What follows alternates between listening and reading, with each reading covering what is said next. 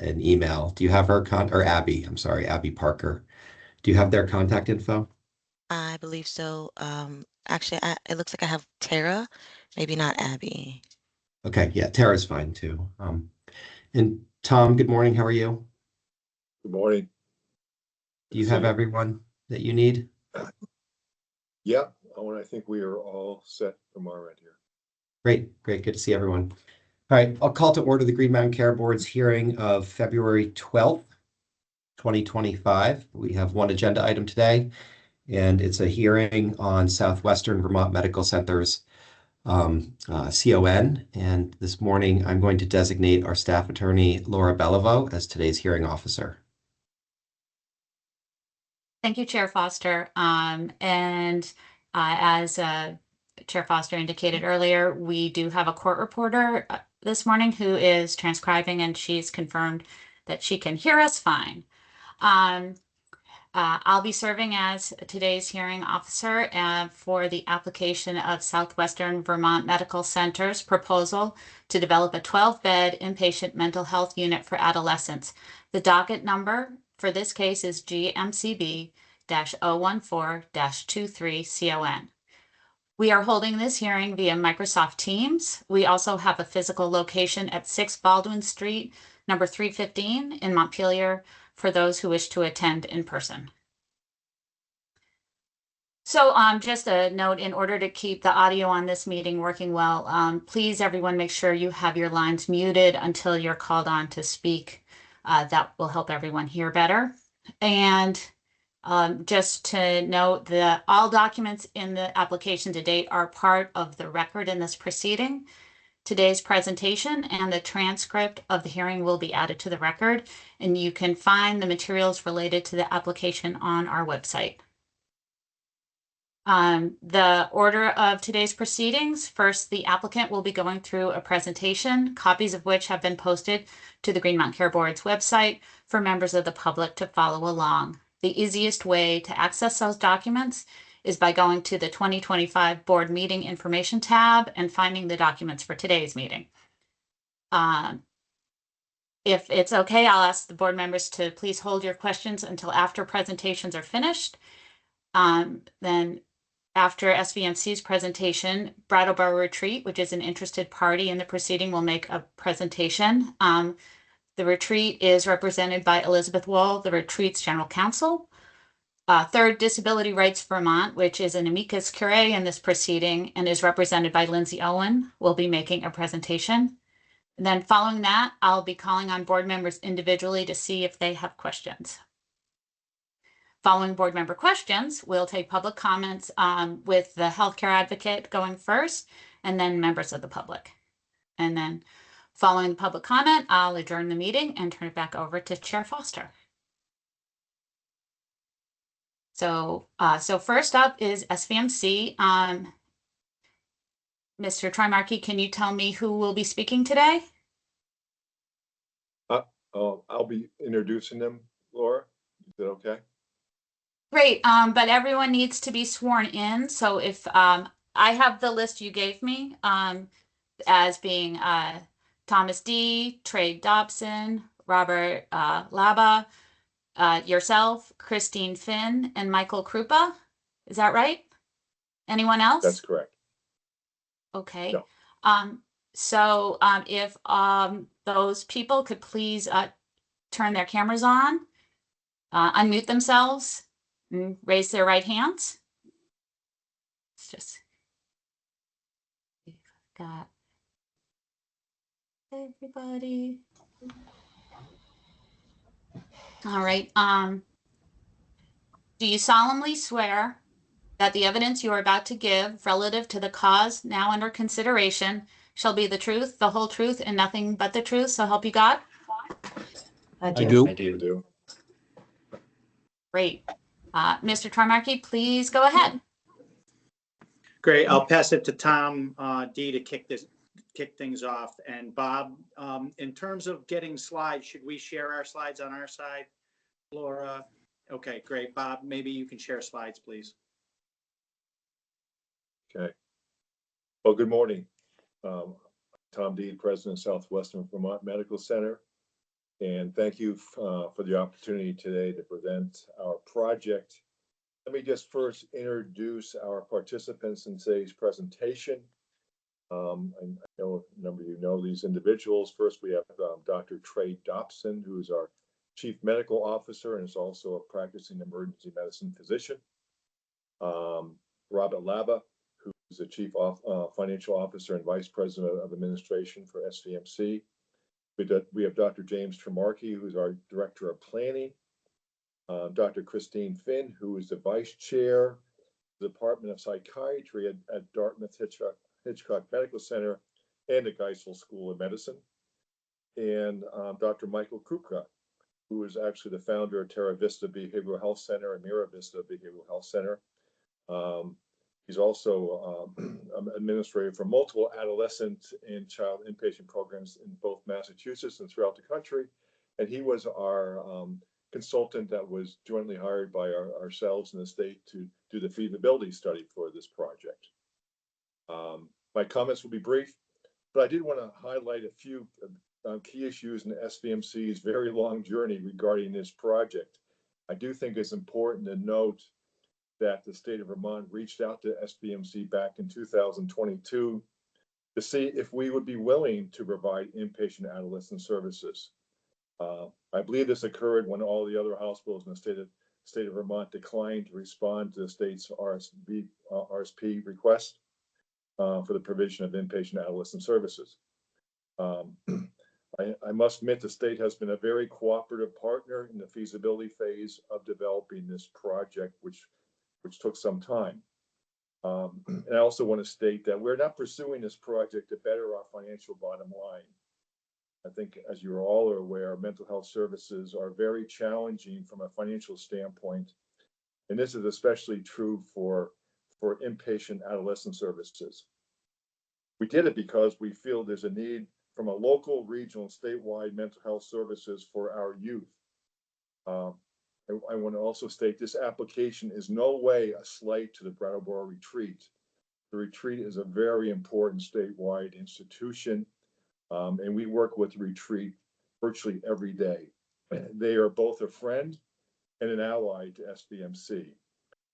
We're pursuing this service because we see that there's a day in, day out need for adolescent mental health care, and we believe that we can become a critical resource to help address the statewide and local and regional needs for adolescents.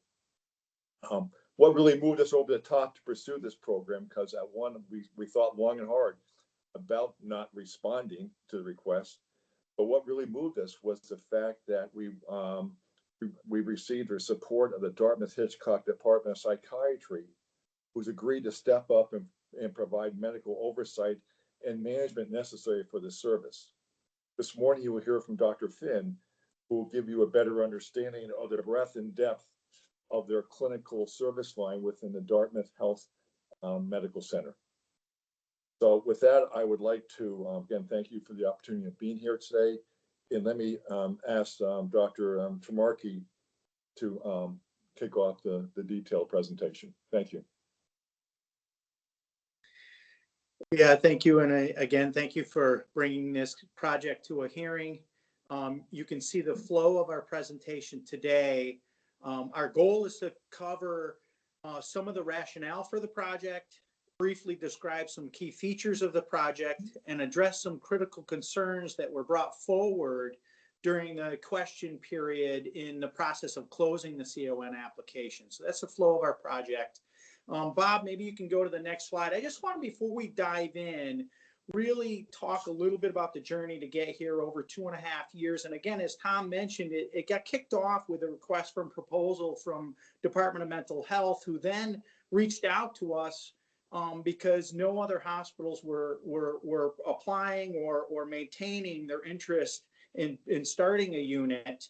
And we suggested, actually, rather than diving right in, doing a feasibility study together. And they agreed to do a joint feasibility study, which took quite a while to do, but it showed 3 things. The feasibility showed that there is demand for care, that there is a site at SVMC that's suitable for a unit, and that a fiscal model was possible that would maintain the unit's fiscal sustainability long term. So once we got those pieces of the puzzle together, we quickly followed it with a letter of intent to the Green Mountain Care Board to submit a CON application. And we got back the standard CON standards, and it took us 7 months to put together the application. And we were really quite careful in putting together the application because we wanted to really deal with the major issues, which were DMH was striving to open the unit soon. And the second is the government and the governor and the legislature had already allocated capital funds to start the unit. Yet we also suspected that there would be interested parties on this CON application. So we took a lot of time really trying to put together a thorough application, and the application was over 120 pages long. Again, just echoing how thorough we were. Despite these careful efforts, we received 5 rounds of questions and wound up submitting another 130 pages worth of documents and answers to questions. And we're just so pleased that the process has culminated today with this hearing. So thank you again for bringing this process this far forward. Bob, maybe you can go to the next slide where I'll just touch on a couple things. There's some statistics on this slide, which I won't really go through all the details of, but this really sets the why. And there's really 2 major elements here. The first is that mental health issues appear as a major priority in SVMC's community health needs assessment since 2015. So over the last decade, it has remained and consistently appeared as a priority health need. And then the last point is it's been such a priority health need that actually the Act 167 Oliver Wyman report suggested that this unit get launched. Bob, maybe you can go to the next slide. So just again, hitting on this why, as recent as February 1st, there was an article in the New England Psychologist indicating or articulating the challenges that youth are facing with their mental health in Vermont. Again, I won't go through all the details, but Kelly Dougherty, the deputy commissioner of the Department of the Health Department, actually had a quote in this article indicating that young people in Vermont continue to grapple with persistent feelings of hopelessness and isolation. So again, the why around this project is pretty compelling. So Bob, you can go to the next slide, please. Thank you. The project's details are that we're planning a 12-bed unit to serve ages 12 to 17. Because this is going to serve the entire state of Vermont, we developed into the project a separate entrance directly to the unit. So that way ambulance or mobile vans can bring adolescents to the units directly rather than bring them through our emergency department and then into the unit, which would just add additional trauma to the youth. The initial project was $9.25 million, but because we've been on a pretty long journey here with construction inflation, what it is, the project is now over $10 million. We have arranged, or we will arrange with an educational company to actually, this is a critical component, to actually maintain educational continuity for the kids while they're on the unit. It is really important that the kids, when they're on the unit, maintain their educational progress so that when they go back to their school, they're not behind academically, which just adds to the trauma of their experience. So we have to make sure that we maintain their education. And then the last point is one that Tom touched on, is this unit is really done in close collaboration with Dartmouth Hitchcock Medical Center and the Department of Psychiatry. And I'll pass it now to Dr. Finn, who will spend some time talking about their capability and some of the programming on the unit.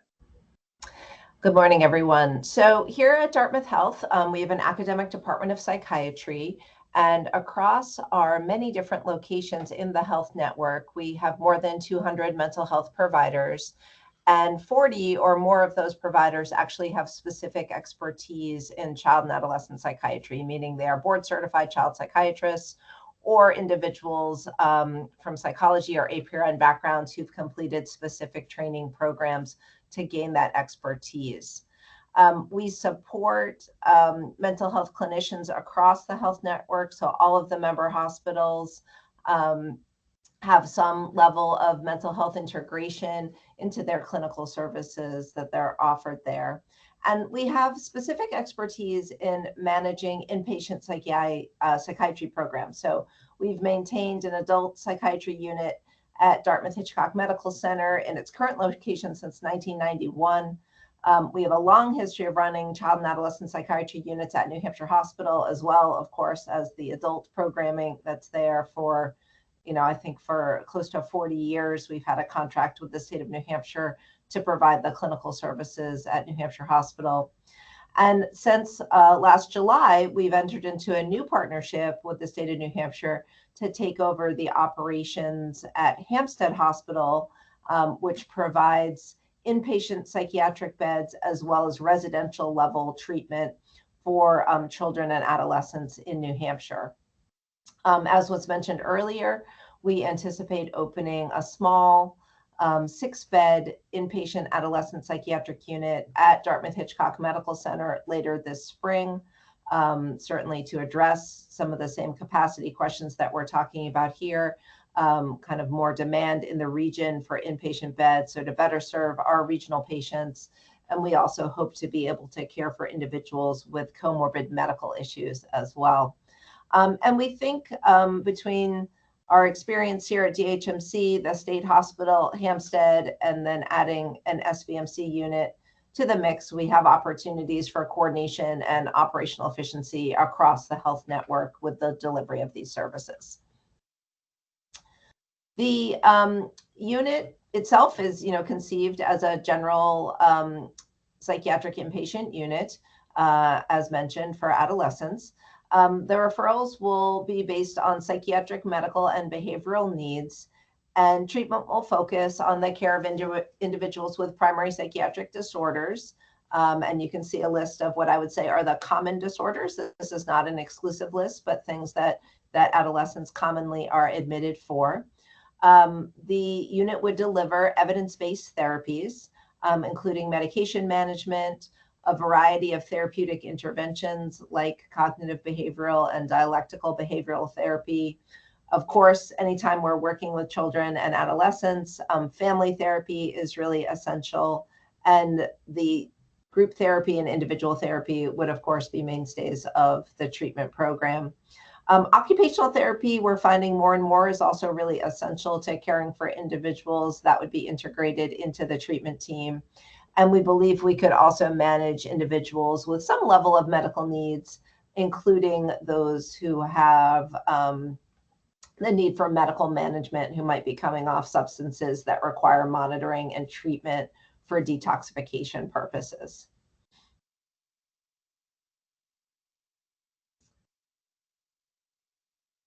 And I think Dr. Dobson was going to take over. Or was I doing this slide? Sorry, am I still on this slide? So we anticipate building a mental health team, which would be anchored by clinicians. So an adolescent psychiatrist, an APRN with expertise in working with adolescents and families. Therapeutic interventions we envision being delivered by master's prepared therapists. And of course, as I mentioned, other members of the team, social work, occupational therapy, and mental health technicians. With adolescents, it seems excessive, but you really need a very high staff to patient ratio to care for these individuals. And we have some projected ratios based on shift staffing depicted on this slide. We know that recruitment is a challenge. That's a challenge everywhere in the region, certainly a challenge that we face regularly. But we know that SVMC has met challenges before, and holding a magnet status is a major draw for nursing staff to come work with us. So I think that's something really important to highlight. This recruitment for the clinical staff would be in conjunction with Dartmouth Health and our recruitment team. And SVMC was noted to not require the use of travelers during the pandemic, which is quite impressive. Not many facilities can say that, and I think it goes to their high staff retention and low turnover ratio.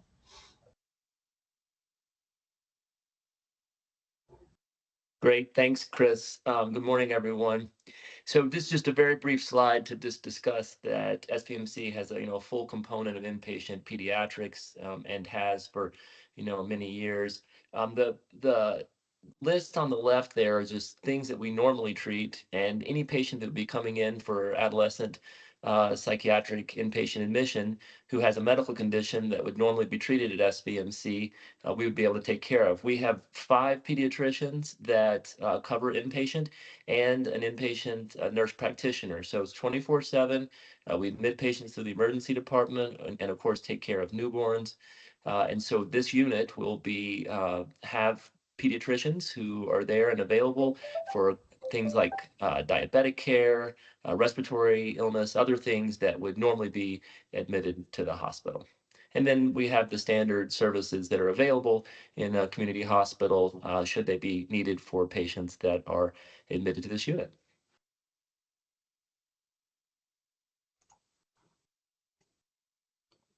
Great. I'm just going to go into some of the cost estimates and the financial impact, some details from what Jim mentioned earlier. So our original estimate when we prepared the CON was a construction project that cost about $9.5 million, including an SVMC enabling project in order to get the space ready for demolition and construction. Due to the timeline where the CON to get to this point, we have applied an additional year of inflation and anticipate that cost to be more than $10 million now. So as Jim mentioned, $9.25 million has been appropriated from by the legislature, and DMH has requested those funds to be carried over into fiscal 2025. And SVMC is committed to raise the difference from the 9.25 up to the total construction cost, either by philanthropy or funds coming from our ongoing operations. So all these estimates are based on our conceptual design of the unit. As we move after approval, as we move through schematic design and into the design documents, we will undergo a very strong value engineering process, which will ensure that construction costs are controlled and to mitigate any increases in this construction project.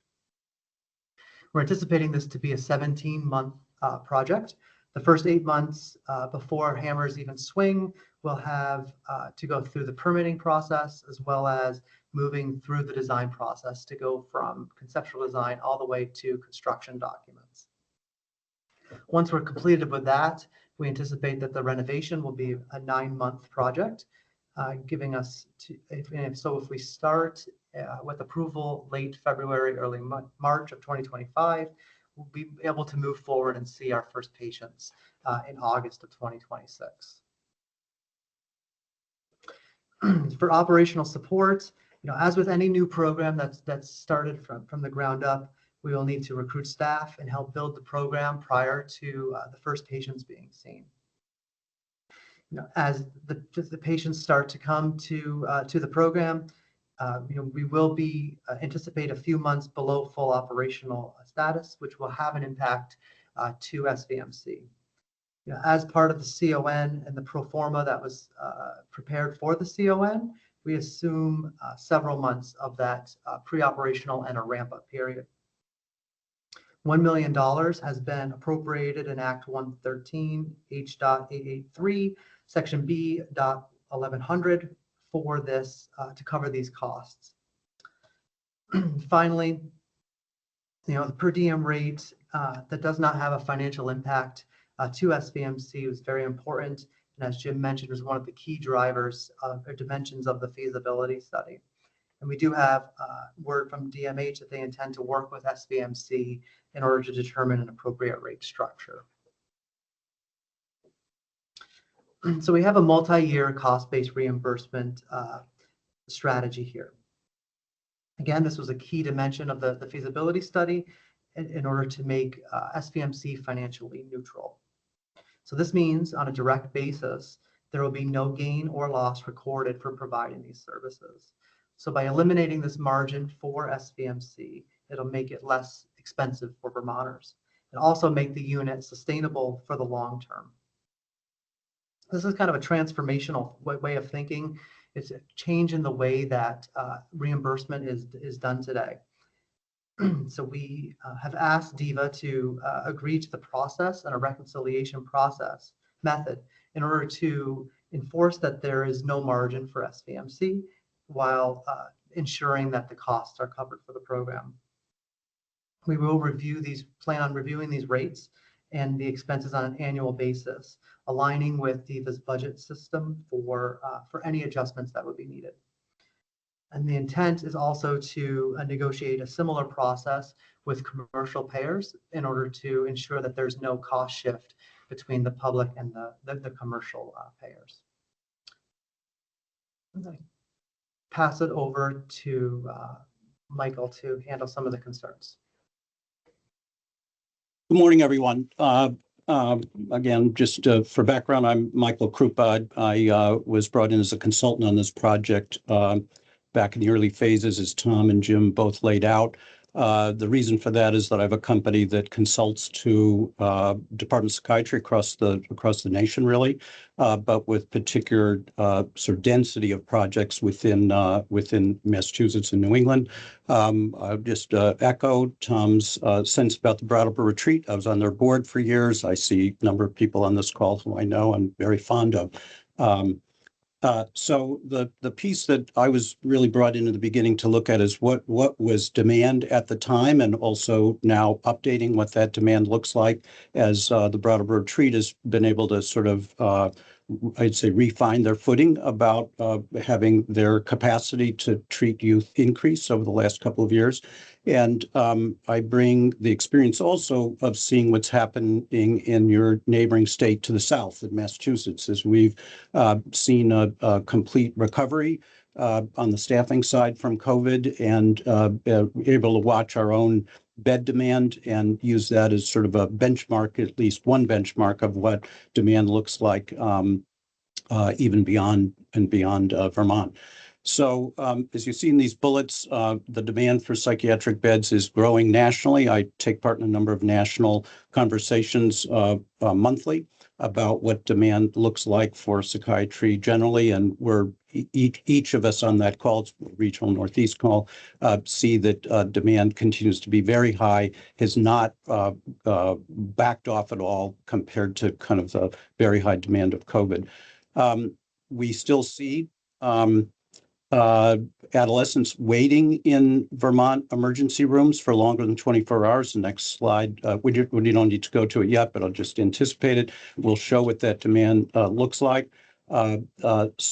SVMC's emergency department continues to have adolescents waiting. They happen to have treated 6 such since February 1st. That's not included in the chart.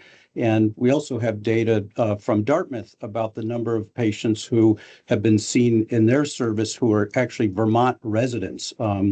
They were able to mine data from about the last 6 months, showing that they had 90-some patients who were adolescents who were in need of care of one level or another, and a great deal of those had to wait longer than 24 hours. They were Vermont residents. We don't know where those patients ultimately went. We do know that patients continue to travel out of the state for care. We know they go to New York. I don't know that there's data available about where else they go, but we have data that anecdotal data that shows that they go to New York. A consideration, this is really, beyond my purview to make a judgment about this, but it's for consideration, is would it be good to have choice for care for patients and families? So again, if I look at the Massachusetts data, we have 25 units spread across almost 20 hospitals. So there's a great deal of choice, including patients and families who may have been in one place and really on a readmission would like to go elsewhere. There's the consideration about whether the state would benefit from having more than just one service provider. We saw the strain that put on the system during COVID when having a single source meant substantial backup in emergency rooms for care. And then finally, as been noted earlier, care at Southern Vermont Medical Center will be a good value for Vermonters. So the cost basis is enormously competitive in my view. Let's go to the next slide. So adolescents continue to wait in emergency rooms. And while there's no question, we can see this long-term trend that it went from substantially higher back in 21 and 22. There continues to be, and just as not so long ago as last September, 7 patients were awaiting care, and meaning the criteria for hitting this list. It's a spot check, as people know, that means adolescents had waited longer than 24 hours in an emergency room for care of one sort or another. There were more than 5 youth waiting in 4 spot checks over the last year. There's an average still of 4.4 youth waiting over the last 5 months. And 50% of youth continue to wait longer than 24 hours, which usually means, I mean, you can't say it's true for every case, but it usually means there's not a bed available right away. There's still the need to wait some period of time.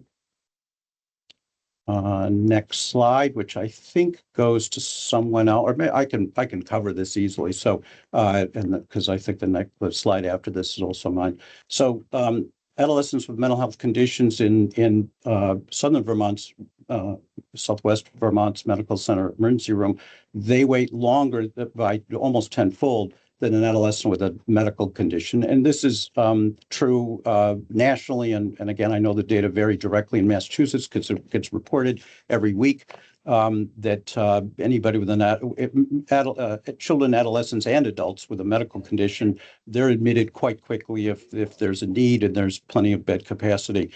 For adolescents, children and adolescents, the wait is dramatically longer, takes a great deal longer.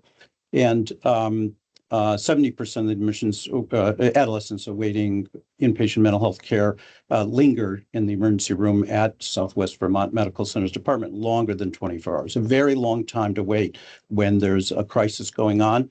I say within our own health hospital system that patients who ultimately are admitted, they really have 2 sources of stress by the time they get to us.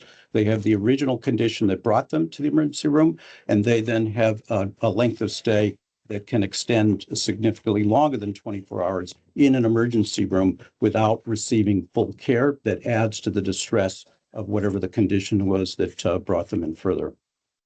Hey, Michael, so this is Trey Dobson. I want to add to this slide, and before you go to the next one, and just echo some of the things you said, but I'm going to take a little different approach.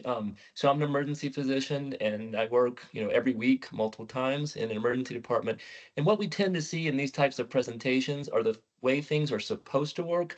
But I'm going to tell you that that's not what happens in real life. There are too many variables that occur in an emergency department in an acute situation that lend to this idea that we keep talking about, choice and options. I've had many patients, I don't know if they're necessarily adolescent, but psychiatric patients whose transportation was delayed because we just couldn't get them to a certain location, but we could have gotten them to another location, but it turns out that location's not accepting patients, or the particular place we want to send them to doesn't have that type of medication that the patient is on tonight. They'll have them tomorrow. They'll have the medicine tomorrow, so just keep them another night in the emergency department. So anytime we start bottlenecking the system, it may work for the ideal situation, but that's not how life is. That's not how medicine is. It's not how psychiatry is. And having these options, having availability is really important. And I'm telling you that from the front lines. And I have many more stories if anybody ever wants to hear them. They're all anecdotal, but they're all true. Terrific. Thank you. I'll pass it to the next member of our team.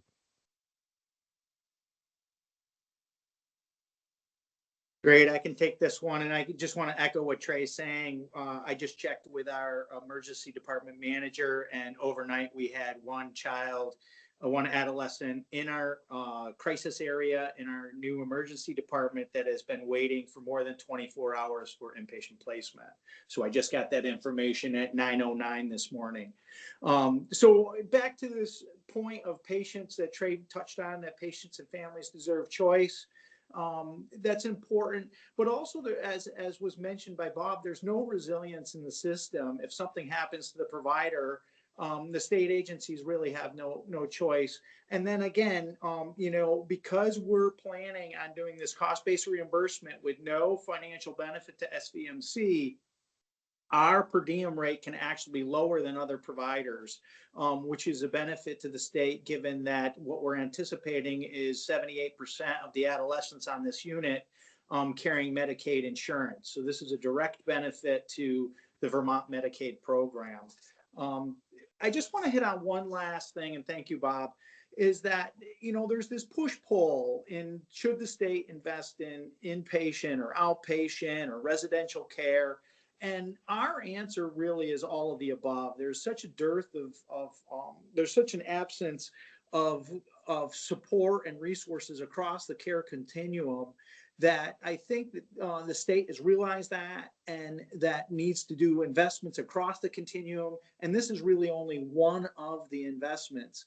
SVMC as well has really focused on not just this project and inpatient care, but it's also advanced outpatient programs as well. Together with United Counseling Service, we launched Hope House, which is an intensive outpatient program for youth.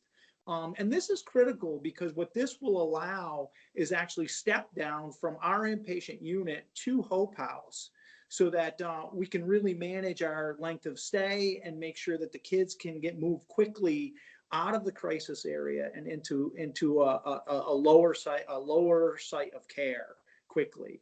And I think I'll just pass it to Tom for our closing statements.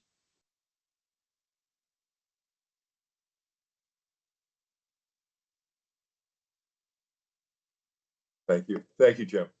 And so really in summation, and this group knows this, the youth in Vermont are struggling with mental health. It's been documented in many times in many different sources. And our adolescents are waiting in our emergency room. Again, I think you know this, the emergency room is not the right place to have an adolescent that's in crisis. It's you know, we have a very busy emergency room, seeing over 25,000 patients a year. A lot of things go on there. And even though we've updated for our emergency crisis area, it's still not the right venue to keep adolescents there. And and we have a partner here that really is just a tremendous resource in the northern New England region, with their background and expertise in mental health, but also in adolescent mental health. So we're very fortunate to have that availability to work with. And the state's own consultant, Oliver Wyman, made the recommendation we should proceed with this report, especially when we brought them down there and we had them speak to our providers, look at the space, and do some interviews with outside individuals. Clearly, they were supportive. But I also want to say that we understand this is a complex project. There's ramifications for it. And I want you to say that we are willing to be collaborate and to be flexible with all the providers, the retreat, United Counseling Services, which is our local designated agency, the advocacy groups, certainly Dartmouth Hitchcock. We want to work hard with everyone to make this a successful service for the youth of Vermont, because that's what this is all about. And I will tell you, the trademark at SVMC is that we are a collaborator. That's how we do business. That's why SVMC was recognized a few years ago by the American Hospital Association as a top rural hospital in the country for community health and collaboration. We understand the complexities. We understand that we can't solve all the problems. We need to work together. And in this project, I want you to understand we will work together, and we'll make this. We want this to be a win-win for everyone here, especially for our youth. So we appreciate your time and interest working with DMA, Office of Mental Health. They've been a tremendous collaborator on this project too, and we're just hopeful that we can move ahead and make this work. So thank you again, and I'll pass it back to Owen.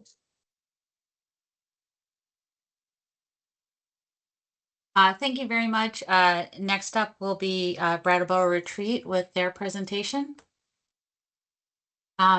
Elizabeth, do you have anyone else who will be speaking on Brattleboro Retreat's behalf this morning? No, thank you, Laura. It will just be me today. Great. Could you please raise your right hand? And do you solemnly swear that the evidence you're about to give relative to the cause under consideration shall be the truth, the whole truth, and nothing but the truth, so help you God? I do. Thank you. Go ahead.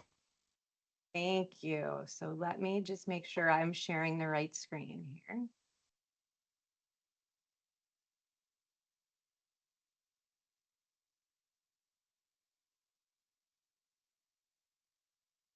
All right. Are you seeing my slides? Yep. Yes. Great. And I apologize. I have notes. Well, let me see. Let me see if I can make sure I can see you all and the notes at the same time.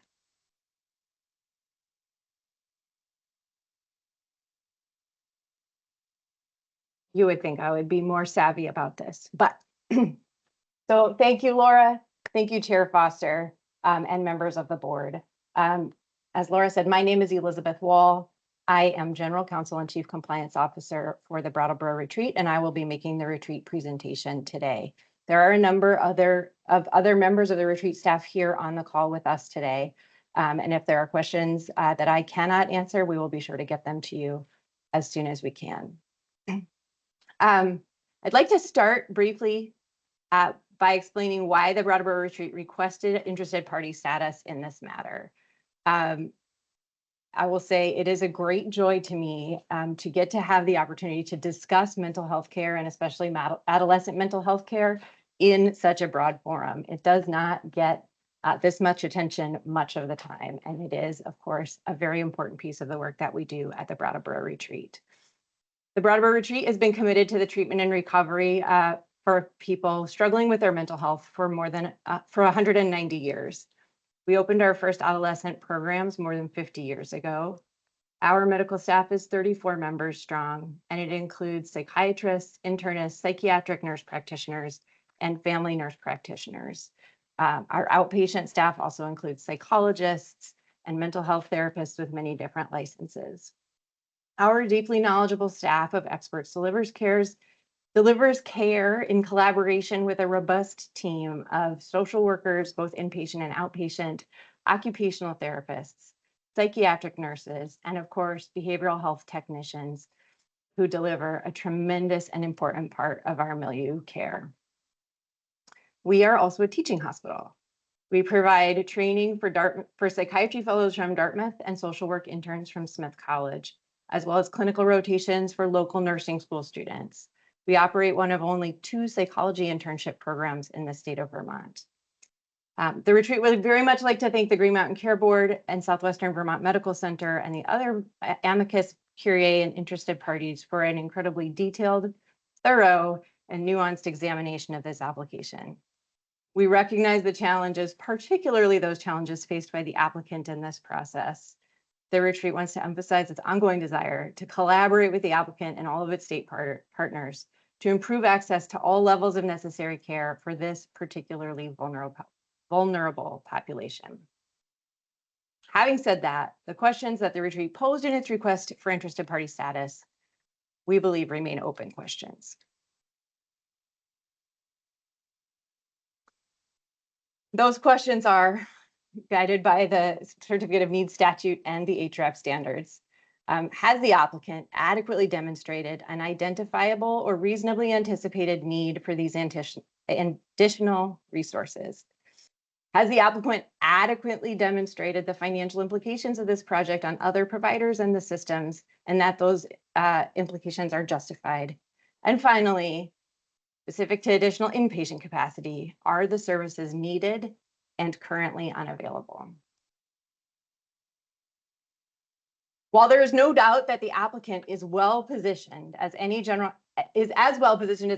hospital to deliver high quality adolescent inpatient treatment, Nothing in the applicant's submissions demonstrates that there is a need for more than 26 adolescent inpatient beds at the upper end. And today we have heard that in our region, Dartmouth-Hitchcock plans to add an additional 6 beds, which would mean a total additional 18 beds on top of the Brattleboro Retreat's 23. As you know, the Brattleboro Retreat operates 23 beds, and in cases of high demand, it has the capacity to flex up to 27 beds. In periods when demand is low, because our staff is flexible, the retreat's workforce can flex down in order to save on staffing costs. We have seen a particularly interesting period of low demand over the last month or so. As you know, last week, February 3rd through 7th, the retreats temporarily staffed down to 13 adolescent inpatient beds, and we had no children waiting on the tracker during that time, adolescents, that is. This is just anecdotal information, and of course, we've heard this morning that now there is a patient waiting at SVMC. We understand that we're working on getting that patient in today. But we believe that it is supported by the data that the Department of Mental Health submitted most recently regarding demands and wait times.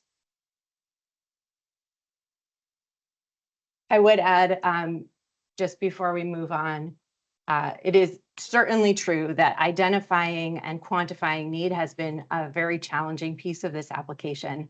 And we have all of the studies that Dr. Krupa did so very well. And then, of course, the VAS wait time data. But even with what SVMC has submitted today, on average, there are 4.4 children per month who wait in emergency departments. So much less than 1 child a day. And if 50% of those children are waiting more than 24 hours, that is 2 children a month. We believe that no child should have to wait for more than 24 hours.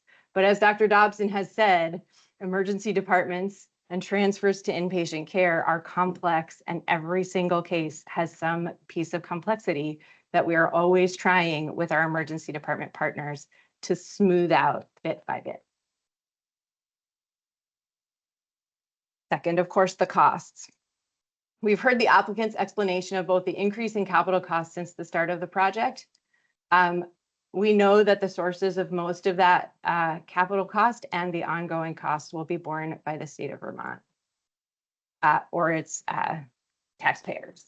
The Brattleboro Retreat has no further information to provide on costs or whether they are justified in this case. What we would submit, however, is that running half-full psychiatric units can very easily tip a fragile hospital into dangerous territory. And we believe that this will be a concern for the applicant just as it is for the Brattleboro Retreat, especially with the quantity of beds that are proposed to be built at this time. As we've submitted in our materials, if approved, the Brattleboro Retreat believes that this project would result in a $10 million loss in net patient revenue to the Brattleboro Retreat, which would be a loss of more than 10% of its total net patient revenue. A loss of this magnitude would cripple the retreat's financial position and would therefore jeopardize its ability to deliver other essential programs, including the reopening of our adolescent residential program and the development of new adolescent outpatient programming. We believe that the healthcare landscape has changed dramatically since 2022 when this project was started. There is no question that many young Vermonters need more mental health treatment than they currently have access to. On that, we completely agree with the applicant. However, as our colleagues at Disability Rights have pointed out, it is not clear that the needs of Vermont's adolescents can be met by more inpatient care. Inpatient care by nature is brief, it is point in time, and it is designed for crisis stabilization. The applicant is right. What we submit is that there is not a need for more inpatient care, but there continues to be a significant demand for care at other levels in the system. The applicant is right that this process has taken a long time, and that in that time, Vermont's healthcare system has finally largely rebounded from the pandemic. That rebound took much longer than many of us expected, but we believe that it is evident both in the materials that this board has received during the hospital budget presentations, as well as the evidence and data submitted by both DEVA and the Department of Mental Health. The need that we believe the need that the Department of Mental Health saw for increased capacity in 2022 is no longer present today. In sum, the applicant continues to suggest that Vermonters deserve a choice as to where they should obtain this highly specialized care. And we agree that in an ideal healthcare landscape, unconstrained by financial realities that would be presented by overcapacity, that is true. We absolutely believe that patients in our state deserve robust choices for mental health care so that this state can become healthier across the board. This board, however, faces the difficult task of deciding not what Vermonters deserve, but what Vermonters actually need and can actually afford. We believe that the data is clear and will lead the board to the right decision for Vermont. And with that, I thank you for your time.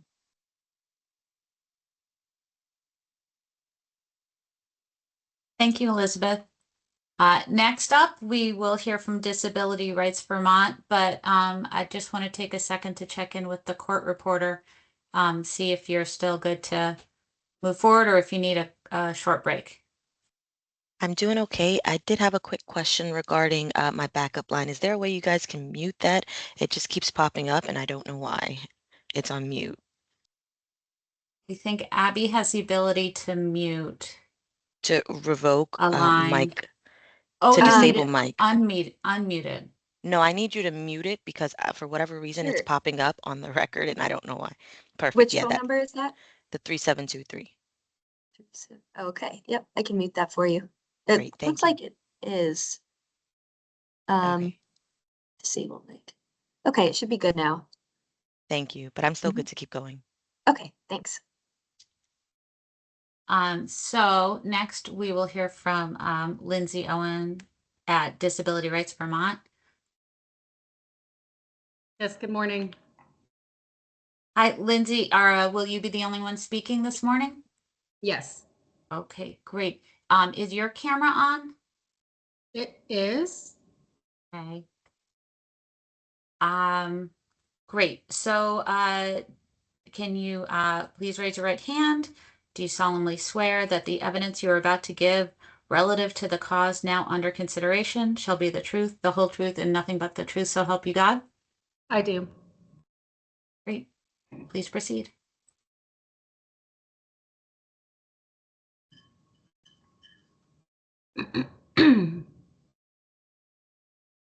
Okay, can everyone see my slides? Excellent. So good morning, I am Lindsay Owen. I'm the Executive Director at Disability Rights Vermont. For a brief visual description, I'm a white female with medium length hair, wearing glasses, a blue and green top, and a tan cardigan. Thank you so much for this opportunity. On slide 3, Disability Rights Vermont is the protection and advocacy agency for the entire state of Vermont, and we are also designated as the mental health care ombudsman. We are federally mandated to investigate abuse, neglect, and serious rights violations perpetrated against Vermonters across all disability types and across the lifespan. We are a private nonprofit law firm with unique access authority that enables us to provide services to individuals anywhere where they're receiving treatment, including in inpatient psychiatric facilities. Our services range from information and referral, investigations, filing administrative complaints on behalf of individuals, monitoring facilities, publishing reports and other resources to enhance the community's knowledge regarding disability advocacy and rights issues, and finally litigation when necessary.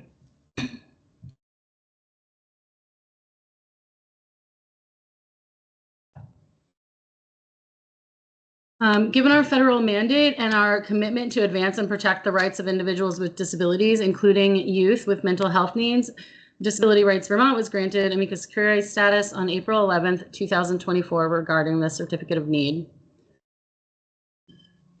Slide 6. DRBT notes that before the Green Mountain Care Board can even get into the myriad criteria it must consider in deciding whether or not a certificate of need should be approved, the application must first prove that the project serves the public good. The reality is that this is the only setting that allows children to be lawfully, involuntarily, forcibly touched, secluded, or restrained with chemicals or other physical mechanisms. It is the highest and most costly level of care. Removing children from their communities, their natural supports, their schools, and then putting them in a place where they might experience involuntary procedures, witness them occurring to other patients, cannot be considered a public good. If it were the case that schools were adequately funded and fully staffed and able to provide all of the accommodations and support needed by our children so that they can all stay in school and be truly set up for success alongside their peers, and if it were the case that families received all of the support they needed to raise and parent their children, and that families were able to stay united with all the accommodations necessary for the children and the parents, and if it were the case that children currently in the most restrictive inpatient facilities were also able to be discharged the moment they were ready to be discharged, and after all that, there was still a real, tangible, not hypothetical, but data-driven need, then maybe this would offer some sort of good. But none of these things are true. In the last 2 decades that we've been using our current database, 20% of the requests for assistance from children 18 years or younger at the retreat have been for help to get out and to be discharged to a more appropriate level of care.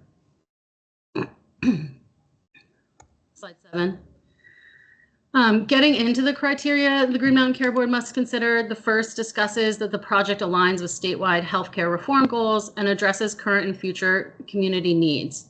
Creating more beds at the highest level of care and cost while children are stuck in the current inpatient beds because of a lack of community placements means that this project fails to meet that criteria.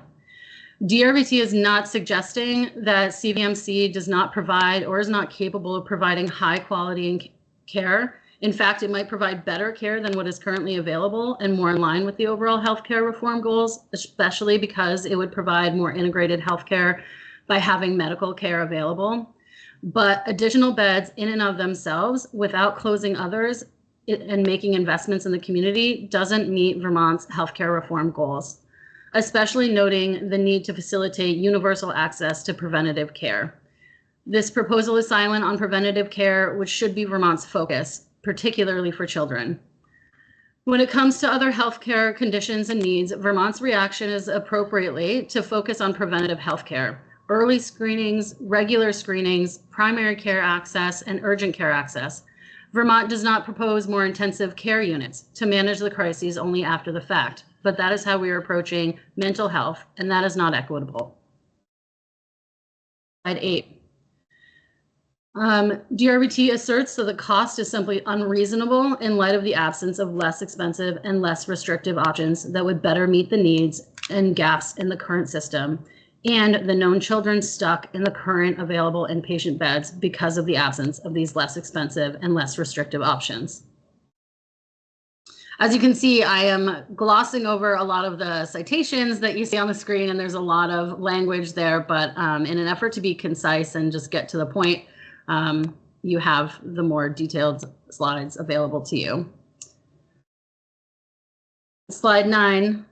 So again, this is going through all the different Green Mountain Care Board factors. On slide 9, again, DRVT is aware that there are many children waiting months beyond when they are ready to discharge who are stuck in the current inpatient beds at the retreat for lack of community services. And when they do get discharged, sometimes that means they get shipped far away to Florida, for example, because we don't have community capacity. So the wait times in emergency departments or for crisis beds is not an accurate way to think about whether or not there's a need for additional beds. It also seems like an unfair way to assess the need because a person must go to the emergency department in order to access a higher level of care. So there will always be some degree of wait time in emergency departments if that procedure doesn't change. Unless, of course, we prevent children and adults from deteriorating to the point where they need the highest level of care. Another criteria the Green Mountain Care Board must consider is whether the project will improve the quality of healthcare or provide greater access to healthcare for the state. DRBT asserts that the population intended to be served by this project is actually a very small, limited group of children and does not provide greater access to healthcare for Vermont residents. Slide 10 talks about whether or not transportation access has been adequately considered and addressed. It is a healthcare facility in the southern part of the state and really limits the ability for the entire state of Vermont to access the benefits of those services. Slide 11, just bringing everybody back to the Olmsted decision, and wanted to highlight a few quotes because that's, I think, really at the heart of the matter of this application and other applications that have come before it for inpatient settings. The Olmsted decision really made it clear that the state is obligated to stop discriminating against individuals with disabilities, and that such discrimination includes institutionalization and outright intentional exclusion. Instead, the state is required to provide services in the most integrated setting appropriate to the needs of the individuals with disabilities. And that means in a setting that enables individuals with disabilities to interact with individuals without disabilities to the fullest extent possible. I wanted to just pause because I took notes from earlier presentations, and I really appreciate the context that SVMC provided, that the Department of Mental Health really sought them out to pursue this back in 2022, having identified on their own that there was a need for more inpatient beds. I appreciate that context and that DMH was really kind of driving the bus to create these higher beds at the most cost and at the most level of restriction.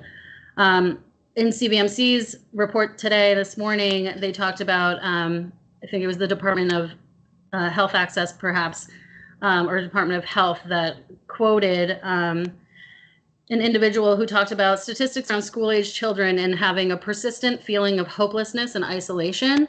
And I have to tell you that removing children from their schools and putting them in a locked facility will only exacerbate those feelings of hopelessness and isolation, not improve them. And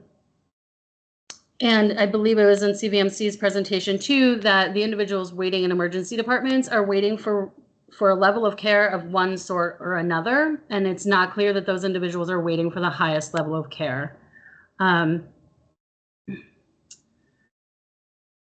So, sorry about that, I'm losing all over the map. So DRBT maintains that until no patients are stuck in inpatient settings waiting for less restrictive services in the community, that any proposal for more inpatient beds at the highest level of care violates the Americans with Disabilities Act and the Olmsted decision.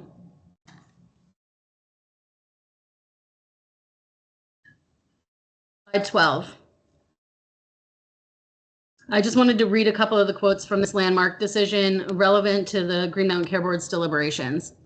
Recognition that unjustified institutional isolation of persons with disabilities is a form of discrimination reflects two evident judgments. First, institutional placement of persons who can handle and benefit from community settings perpetuates unwarranted assumptions that persons so isolated are incapable or unworthy of participating in community life. Second, confinement in an institution severely diminishes the everyday life activities of individuals, including family relations, social contacts, work options, economic independence, educational advancement, and cultural enrichment. In conclusion, the Green Mountain Care Board should deny SVMC's certificate of need because it fails to meet the necessary criteria of 18 VSA 9437. It violates applicable federal law in the absence of first attempting less restrictive alternatives, and locking up children is not a public good.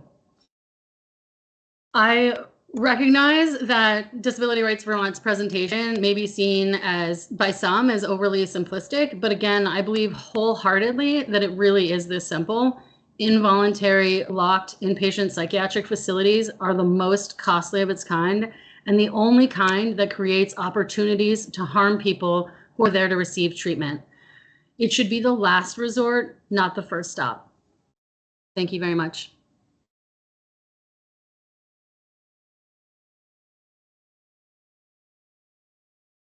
Thank you. Now we'll move on to board questions of the presenters. And we'll start with Member Walsh.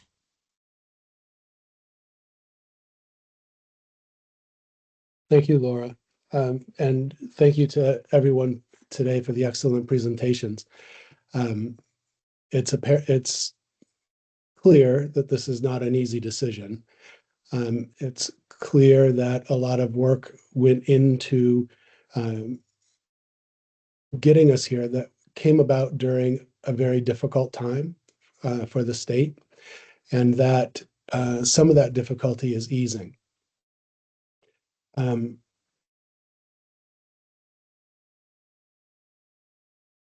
So I'd like to ask just a few questions. Then I'm very interested in hearing my fellow board members' questions and the HCA comments.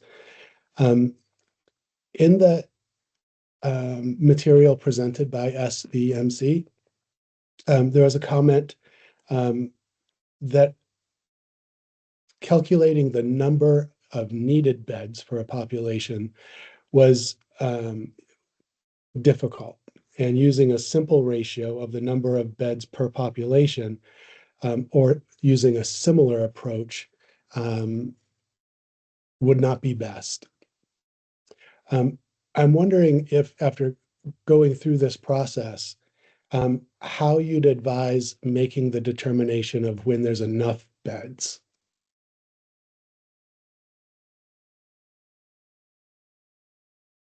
Tom, thank you for that question. Maybe I can try to take that one. Thanks, Jim. The American Pediatric Psychiatry Association produced actually a paper, a very lengthy paper with a nice model in it that indicated the best way to actually calculate a community's need for inpatient care. It requires the monitoring or the input of about 40 different parameters. If you could put your hands on those 40 parameters, it does a nice job of calculating the need. The article or the paper, again, very well researched by top shelf individuals in the field, indicated that even if you could get your hands on those 40 parameters, that those 40 parameters are dynamic and they're moving all the time. So the inpatient beds that you need is not a static number. And you alluded to this, Michael Krupa, Dr. Krupa alluded to this with regards to some of the downshift from the pandemic era in terms of the VAS data. But when you actually try to do this calculation, it's wicked hard, and there's no easy way to do it because we don't track as a state. We don't have a good handle on those 40 parameters. So really all of the information that we have is somewhat anecdotal. Things like I mentioned earlier, we have a child in our ED right now that's been there 24 hours. So I think that the other component that's worth thinking about is that when we originally did the feasibility study, Brattleboro Retreat was constrained in their staffing, so they only had about 14 beds or so open. They've been able to actually almost double their capacity, and still there's children. And our current calculations of demand from VAS, again, that's point in time survey. There's all kinds of problems with it. It doesn't indicate whether there's repeat patients. It doesn't indicate whether the patients are there in subsequent calls. So the VAS data in of itself, which is really our only good indicator in of itself, is somewhat flawed. And we know based on the data from Dartmouth Hitchcock Medical Center that there's kids outside the state that are waiting as well, that are not included in the VAS data. So I hesitate to say, Tom, but I'm not sure that we have a good way to do it, a good way to determine how many beds we really need. What we know is that in the end of the day, parents and families deserve choice. We know there's children in our emergency department that when we turn to the child and we turn to the family and we say, your best option is to go to Brattleboro, they say, please, I was already there. It's not helping me. I would love a choice. So we know that there's kids that are selecting to not receive the care that they need because of their prior experiences. And that's, again, not captured in the data. So it's very complicated, and I'm sorry that we don't have a clear path to actually do the calculation. Yeah, no need to apologize. I read through the material you submitted. I'm familiar with the paper that you've talked about. It was in the material that you sent, and the 40 parameters and the dynamic nature of them. I was wondering if in your review of the paper, if you had found any place that had tried to use the model, because and maybe not, but I was wondering if anybody had tried, because the example that you gave about with the school programs being one of these dynamic variables, and there are school vacations or times when school's not open. That seemed like it might be solvable by weighting that variable by how many days out of the year it's open. I didn't see any evidence from that paper that that complex model was in use. Do you know of any example where that has been utilized? No. I do Okay. not know of any community that has effectively used that model to determine inpatient beds. Okay. And Jim, does- let me see, would Michael have any feedback too from his travels, certainly since going across the country? Thanks, Tom. I was going to ask if anybody else had any experience. So I'm not, I have the same answer as Jim does on whether that model's been effectively applied across the country. And my not knowing it doesn't mean it hasn't happened. I'm not aware of that. Again, with articulating from the beginning, I know that Massachusetts has probably limited applicability to Vermont. So I always have to I want to preface my next statement by saying that. But if it helps, the number of beds, and this is not by adolescents only, because I'm not able to get that that data. We classify beds in Massachusetts as child adolescent, which means a great more variety of age that can be taken within one of those units, and adolescents. And in our case, we have over 400 such beds. We have basically one of those beds per population for anybody under the age of 18. Again, imperfect, because that includes infants, right? And if you do the same calculation for Vermont, it's closer to one per every 3,000 residents, right? It's less density with a lot of imperfections. I just said this is not adolescents alone. It's and the population it's looking at is all the way down to infants. And in spite of that, just if it helps people, we have on average interpolated because we have many more hospitals, and we do a calculation where we actually interpolate up to what if every hospital reported what would happen. We have an average of 50 patients under the age of 18 waiting for beds, in spite of those 400 beds all being full.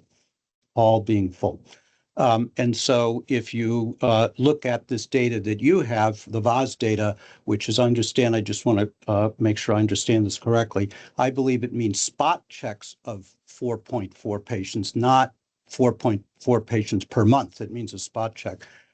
That would augur, if they all needed inpatient, an important point to seed here, that would result in the need during those periods of time for at least 12 more beds. If that helps. I mean, again, it's imperfect data to crosswalk from one case to the other, but these are each indicators. And thank you, Michael. And I understand we're talking about imperfect data here. Do you know, or could you get for us, and again, I know this is imperfect, but the total number of inpatient psychiatric beds per 100,000 in Massachusetts? I could get that. I'll see if I can do the math fast enough for this meeting, but I can get that. Right, thank you. And may I just interrupt for a moment?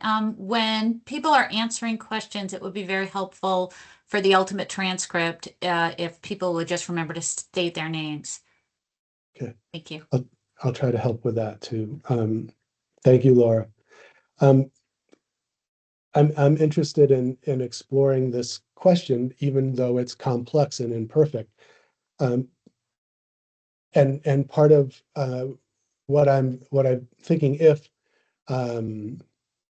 Maine Health were to next year want to open a facility in St. Johnsbury, another one in Montpelier, and maybe one in Middlebury, 50 beds each, how would we as a board be able to determine if that was too much? Lindsay, with her presentation, does an outstanding job. I didn't think it was overly simple at all, Lindsay. I think you did a wonderful job and very informative about the potential harms that can occur. And that I just want to thank you for that. I take that very seriously. So I'm trying to consider both sides of this. So how would we, I'm hoping presenters would help me think about how would we determine if there's too much?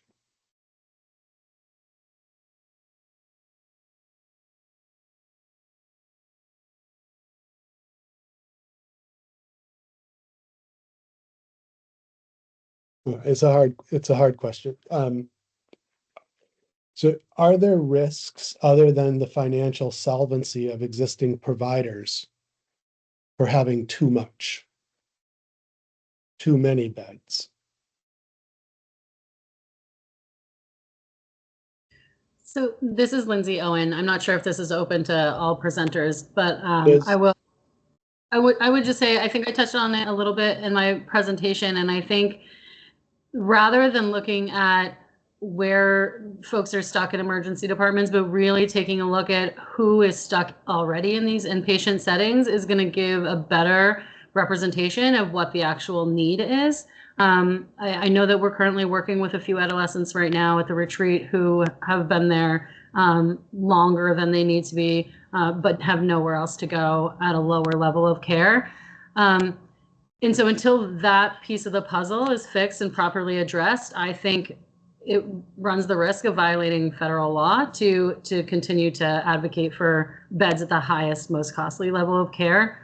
And again, you have to go through the emergency department to access these higher level of care. So I don't know that the wait times in emergency departments is representative at all about the need for beds and how to figure out how many beds are needed until we make sure that nobody is stuck in inpatient beds for longer than is necessary.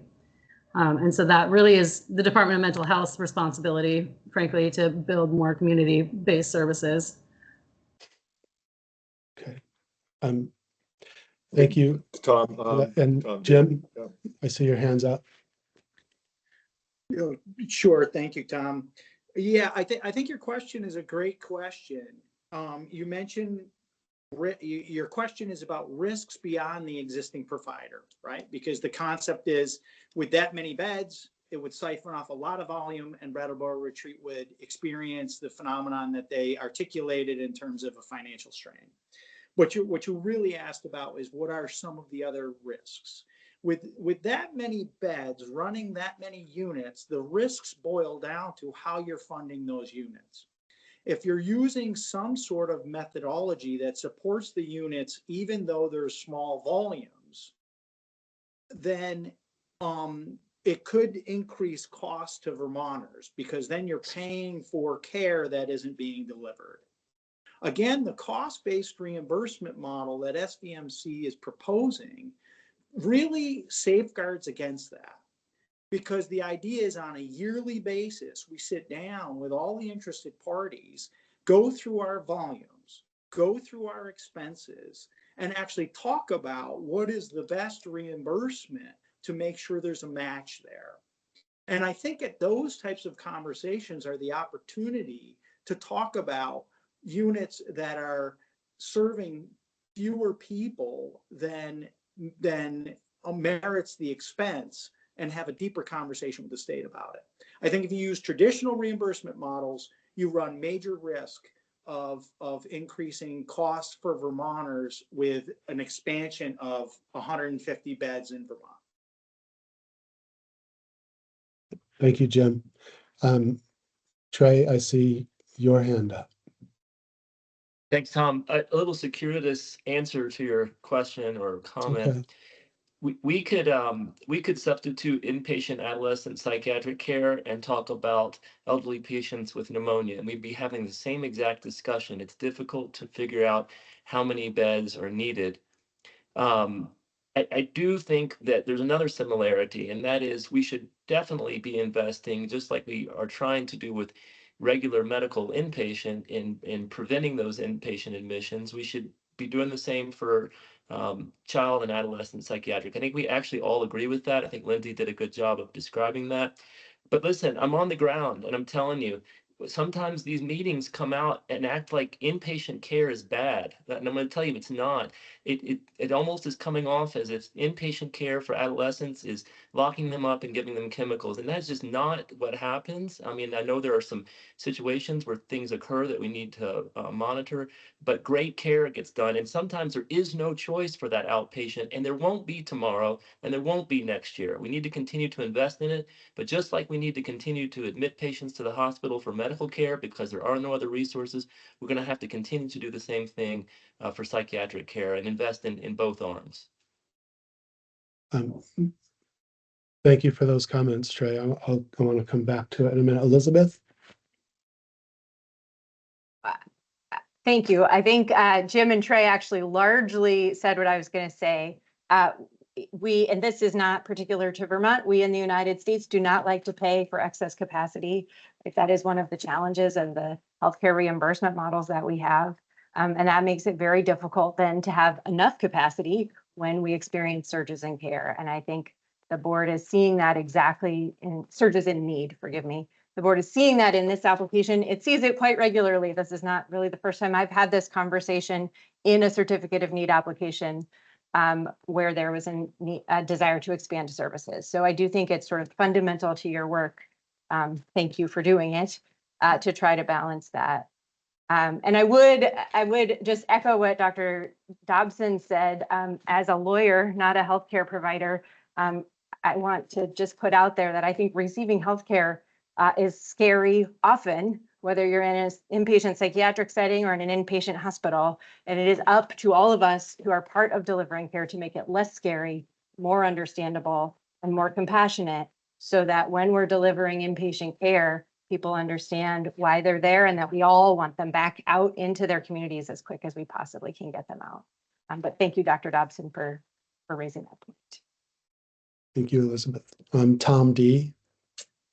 Yeah, Tom, I just want to stress what we're trying to accomplish here is really to create a continuum of services and care for adolescents. As we highlighted in our presentation, we worked hard over the last few years with United Counseling Services to create an outpatient alternative. And I think it's a comprehensive outpatient center. I think it may be the only one in the state that's been up and operating. And I think it's helping. But you really need different pieces of the puzzle. I mean, there's an inpatient need, there's an outpatient need, and I agree with Lindsay. There's a residential need that has to also be addressed. And we're supportive of working with the various providers to try to do that in a cost-effective way. I mean, this model here is all we're trying to do is work together to make it sustainable, break even, not have a margin.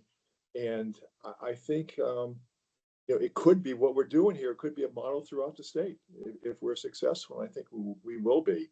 We're not trying to overbuild this service line. And if there's, if there's a question to be discussed later on about this number of beds, well, let's have that discussion. And I think we're open to the sizing of it. But I think what you have in front of you is a way for us to create something that would meet the needs of the adolescents at all levels over time. And the outpatient program that we put in place has been terrific. And we view this as, we provide the inpatient and we do a step down to the outpatient program, which goes up to, I think, 9 or 12 months. And ultimately create a residential facility that could be longer term. So, we're not trying to overbuild, we're not trying to duplicate. We're just trying to create the needs that would meet the needs of this population. And I think this project is a linchpin part of it.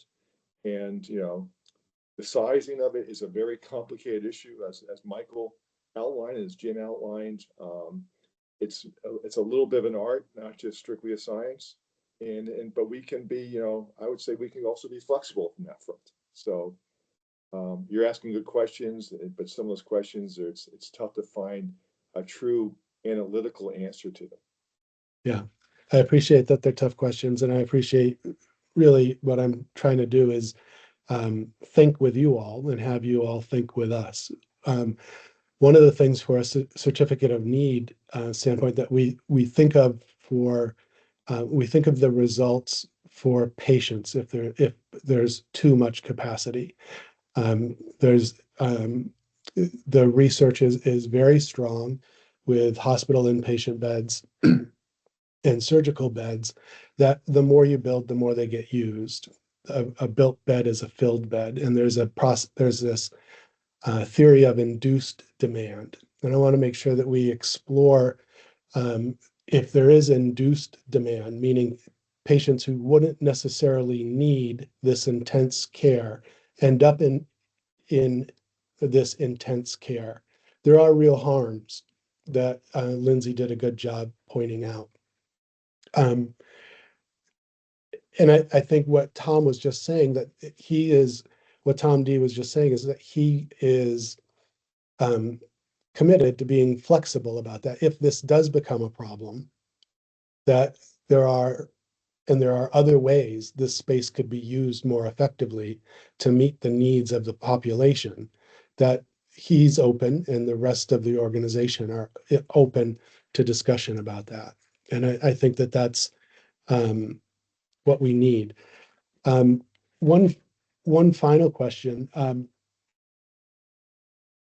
Are any of you familiar with the 2022 National Institute for Health recommendations for the number of beds per population? This was No. Okay. And this is where, Michael, if you can get back to us about Massachusetts, it would be helpful. Sorry, Chair, I am aware of studies that say the minimum is 50 beds per 100,000. But the data are, and it may or may not be that same study. I apologize to the group. The conflating that happens in a number of these studies is how many should be state beds, inpatient long-term beds versus acute beds. And so you may have the nuance of that within that study available to you, but that is, I'm sorry, my video keeps going in and out on me. But that's one of the has been cited as one of the complications of trying to determine whether that number cited of 50 is sufficient. So, but please go ahead with whatever point that you're going to make. And I'll just say I put the calculation of Massachusetts as 33 beds per that 100,000. But again, this includes infants. So it's not the population I'm looking at is all patients on all population under the age of 18. There are 33 such beds in Massachusetts per that population indication, which would put Vermont at the need for about 38 beds. If you said all people, including infants, though, under the age of 18. Sorry. No, I appreciate all of that, Michael. Thank you. So 2022 NIH expert panel of 65 experts. It was brought together really to help advise developing countries how big they should build their healthcare system. And the expert consensus said 30 to 60 beds, inpatient beds for a population, not adolescent, but the entire population. 30 would be on the low side and expected in poor or early developing countries. 60 would be on the high side, considered optimal among well-funded countries. We do the math to Vermont's population of, let's keep it simple, 700,000. That would mean at the lowest end, according to the NIH, 210 beds would be needed. According to the Department of Mental Health, we have 202, which puts us lower than poor and developing countries. With that, I'll turn it back to Chair Foster.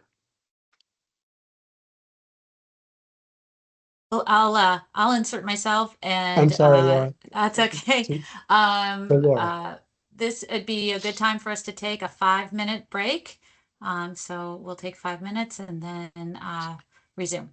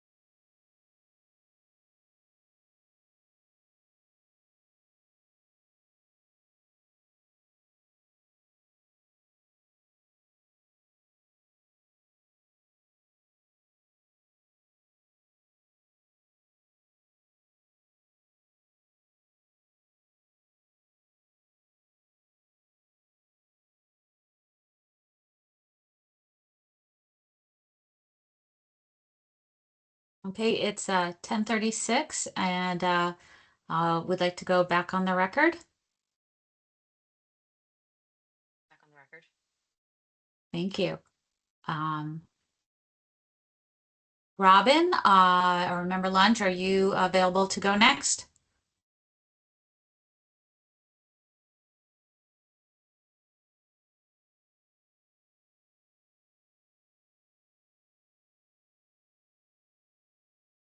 I'm back. Great. Thank you.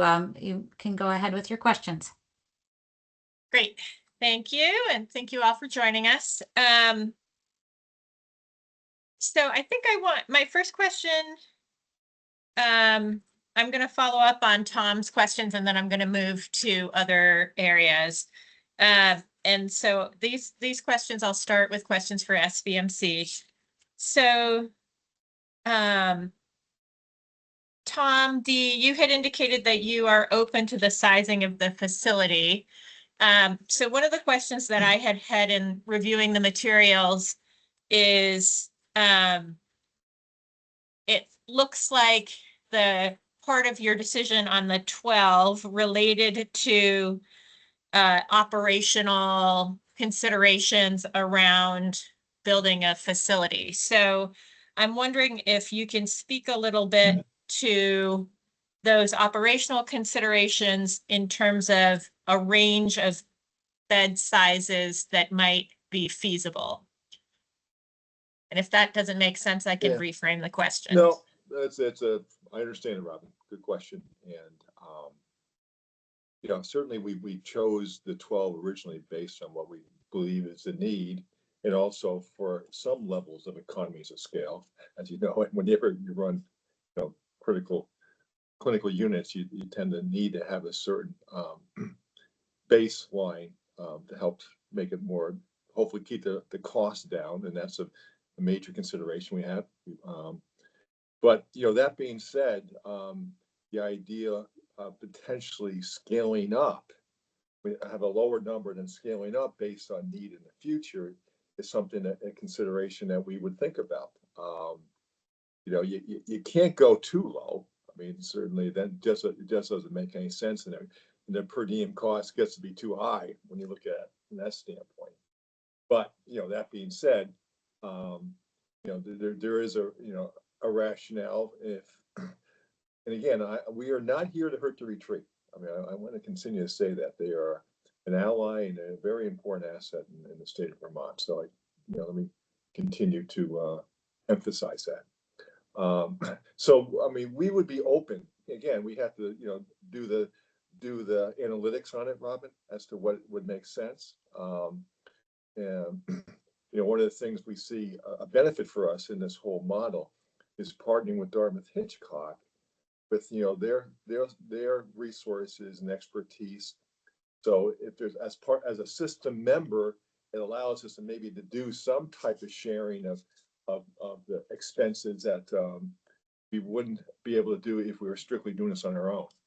So I would be reluctant to give a number right now, but I would say that, you know, if that is a huge issue that, you know, we can't get around, we'd be willing to be flexible on thinking about more of a phase and strategy based on need. Thank you. So on this same line of same topic, I have a question for Ms. Wool in the Brattleboro retreat. So in your statements today, you talked about the retreat's ability to increase or decrease bed capacity based on whether or not there are folks needing the treatment and waiting in EDs. So I'm going to give you a hypothetical, one lawyer to another. So hypothetically, if the board were to approve some number of beds at SVMC, it sounds to me like the retreat is capable of increasing or decreasing their capacity based on demand. And then my question would be, is the retreat also able to then use that excess capacity for other types of services that might also be in demand for other populations? I will give you a very lawyerly answer to that question. It depends. And it depends on a lot of factors. And I also don't want to speak too deeply to those factors without having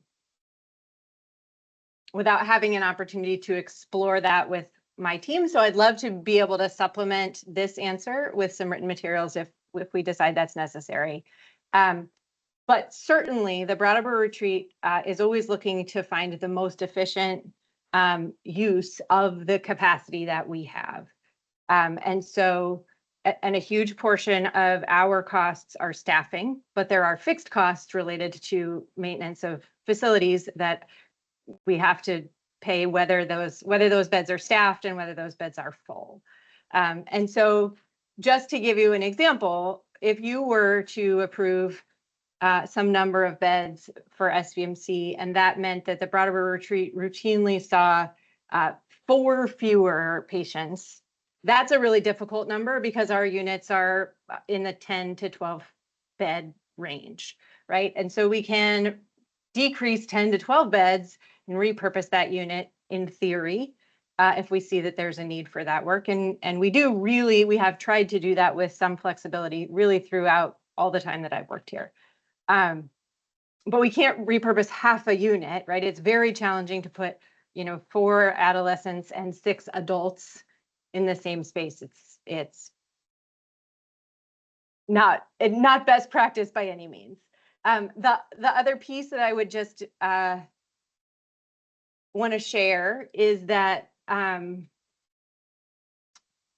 contract that we currently have with Vermont Medicaid has target number of Vermont Medicaid patients that we are aiming to take care of every single day. And so there's certainly, we would have to reevaluate with that payer whether that target was an appropriate target if they were paying for care in other facilities. Thank you. I have a follow-up question. I think it's for Michael. Michael, you had said the spot, at least what I heard, hopefully this is what you said, the spot check of 4.4 patients shows need for at least 12 more beds. Can you walk me through how you get from 5 patients to 12 beds? And maybe I misunderstood your statement, at which point please clarify. No, I think you said it. I think you've stated it correctly. So it's conditioned on this assumption that the spot checks do not represent the total number of patients per month. I think it was in the Brattleboro presentation that 4 or 5 was asserted to be, or at least I heard it to be, per month. I take that to be that on any given day, which happens to be, I believe, once a week, the folks can tell me if that's the spot check that happens. Jim, you're clarifying that's true. No, twice per week. Okay. So if those are non-duplicated patients, right, and we say that represents an average number of patients waiting, and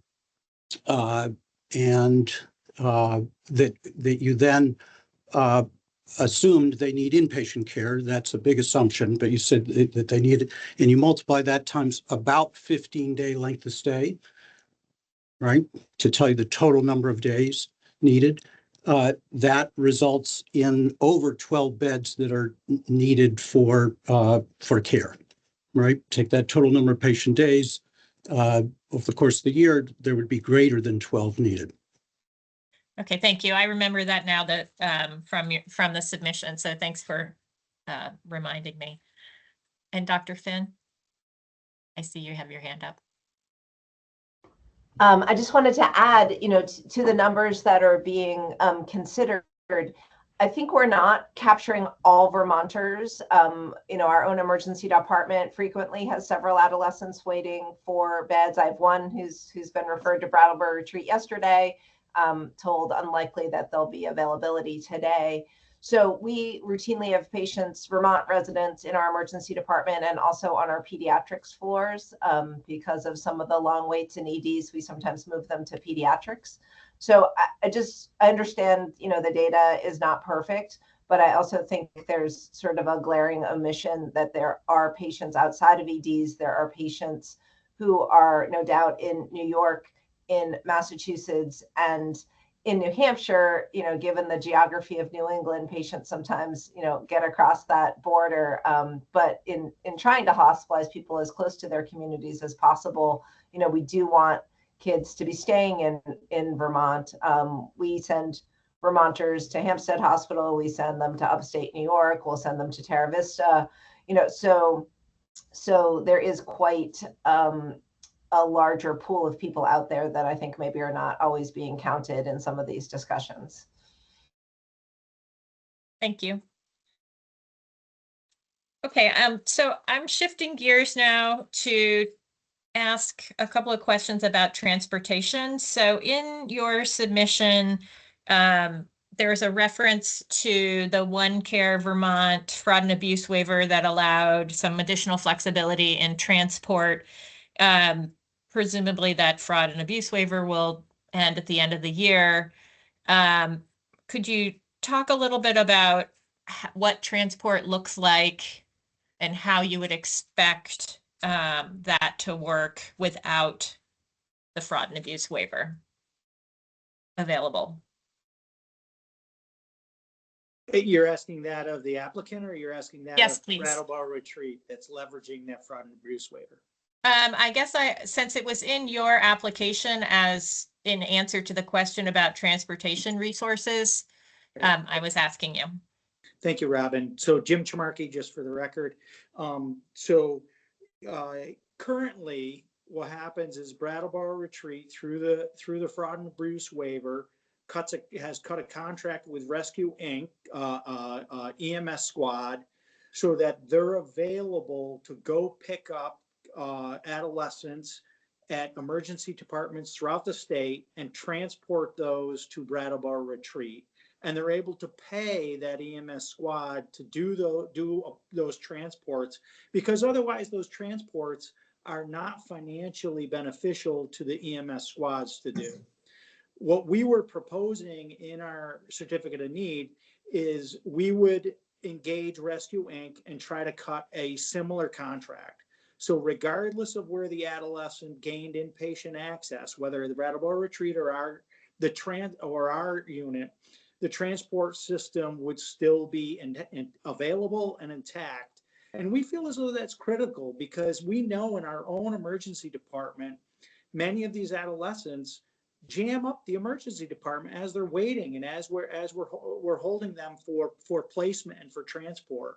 So we would want to, in the launch of this unit, to not disrupt that capability of transport and be able to move those patients out of emergency departments. How that will work without the fraud and abuse waiver is unclear. It is my understanding at this point that those additional payments to EMS squads to do those transports would not be legal without the coverage of the fraud and abuse waiver. So we would have to figure out an alternative method and an alternative arrangement with Rescue Inc.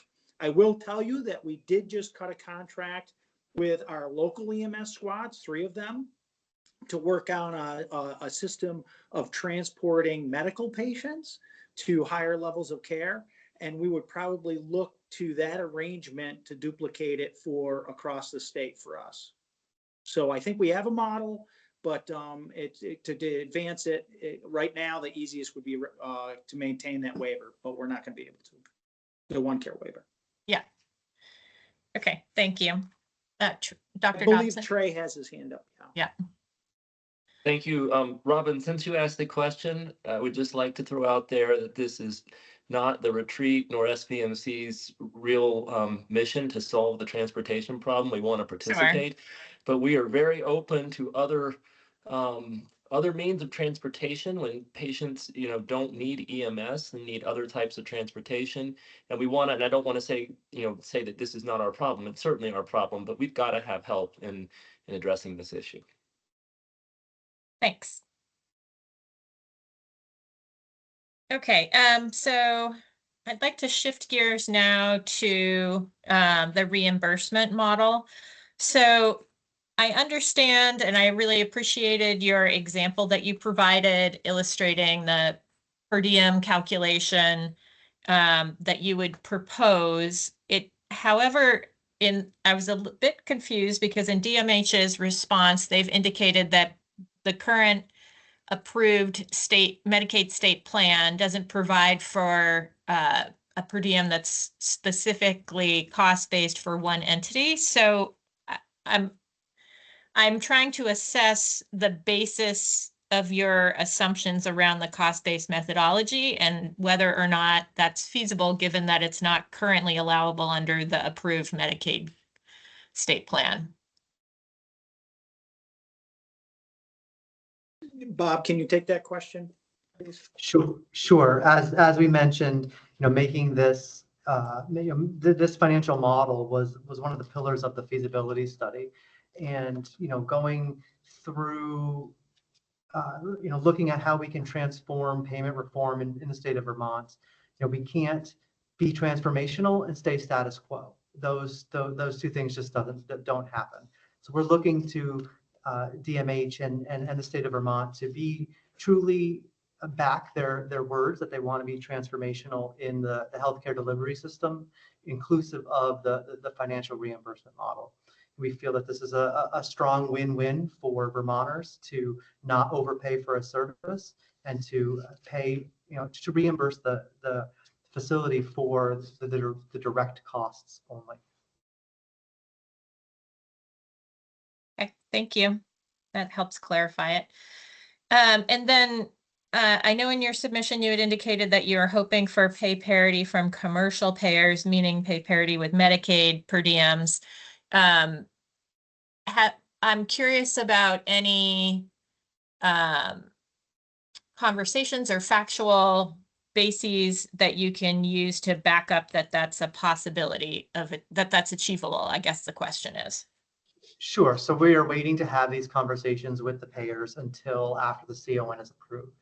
Typically, commercial payers pay significantly more than the Medicaid rate, whether it's a percent of charge arrangement or a percentage above the Medicare fee schedule, which again is typically higher than the Medicaid reimbursement. So we are confident that the commercial payers would be reimbursing SVMC a lesser amount than if we continued with our current contracts based on this payment parity expense-based reimbursement model.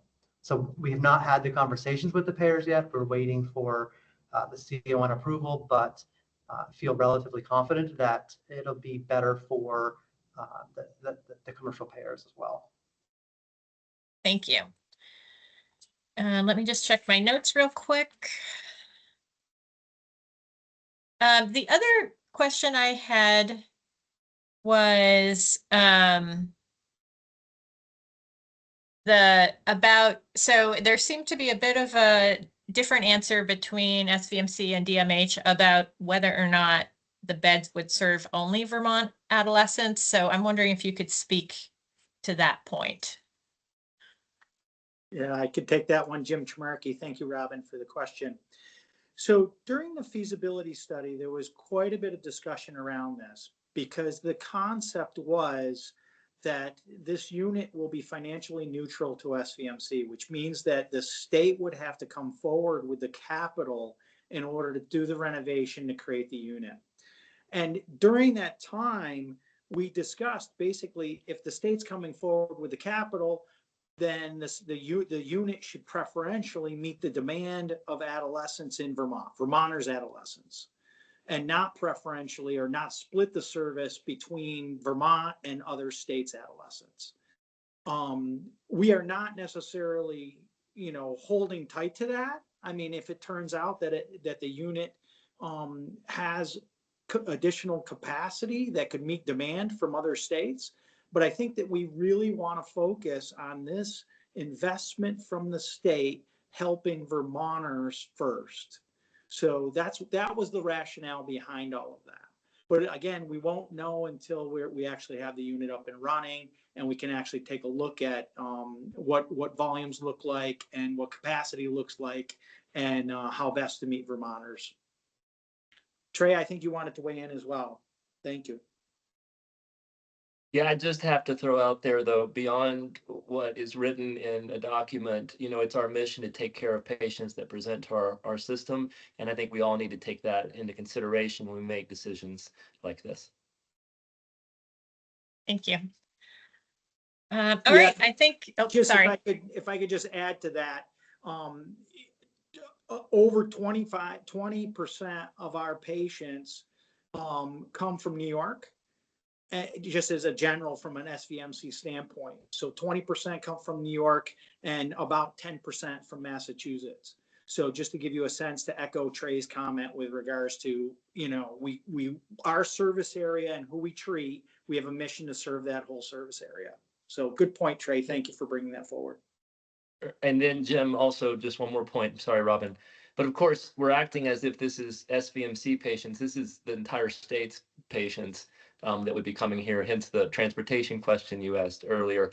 And there's plenty of people on the border of Burlington and other places that may not be a Vermont resident. Thanks. Okay, I think that's all I had. Thanks, Laura. I'll turn it back to you. Thank you. Member Merman, would you like to go next? Sure. Thanks. This is I guess my opening thoughts on this is that, like Dr. Dobson, I'm an ED doc, and I see patients in the emergency department on a fairly routine basis that are adolescents that are presenting with an acute mental health crisis. And I think if you were to ask any colleague, could we use more inpatient mental health beds in Vermont, especially for adolescents, what seems like the obvious answer is yes, but I think actually it gets far more complicated when we put a lot of time into it, think about it, look at these studies, listen to testimony from the disability rights community, and try to understand the nuanced complexity of this. So I don't think this is an easy decision. So I think this is a complicated one. So and I think probably like many others, the 2021-2022 timeframe working in emergency departments was really challenging. I'm sure Trey recalls at his institution, similar to mine, it wasn't just a day or two that kids were boarding, but it was a week or two that kids were boarding, and several. And from the standpoint of being in an emergency department, that seems like the worst place to receive care in a mental health crisis. Yes, for 24 or 48 hours, I think we do a great job of medical clearance and aligning resources, whether with our designated agency, our psychiatry colleagues, families, home services, and whatnot. But when when things get put into a holding pattern for these kids, education really is challenging. They're complex places to be. As much as we have designated spaces, sometimes those spaces feel confined, and so we try to keep kids in open spaces. But then you're in an emergency department, and there's people walking through or being wheeled through in a gurney. So I do think these issues of what is the most appropriate place to be? What is the ideal place to be? The ideal place to be, I think we all agree, is home with services and a supporting community at school. But that's not our decision today. I would also say, and I don't know what the right time is to think about how long is too long to board.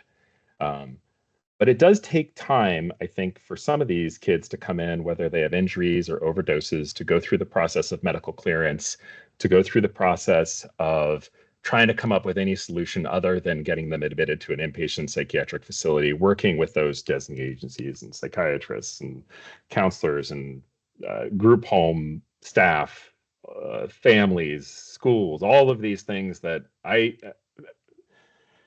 am really appreciative of my colleagues who do this work to try to keep from putting a kid in an ambulance and driving them to Brattleboro or to Plattsburgh.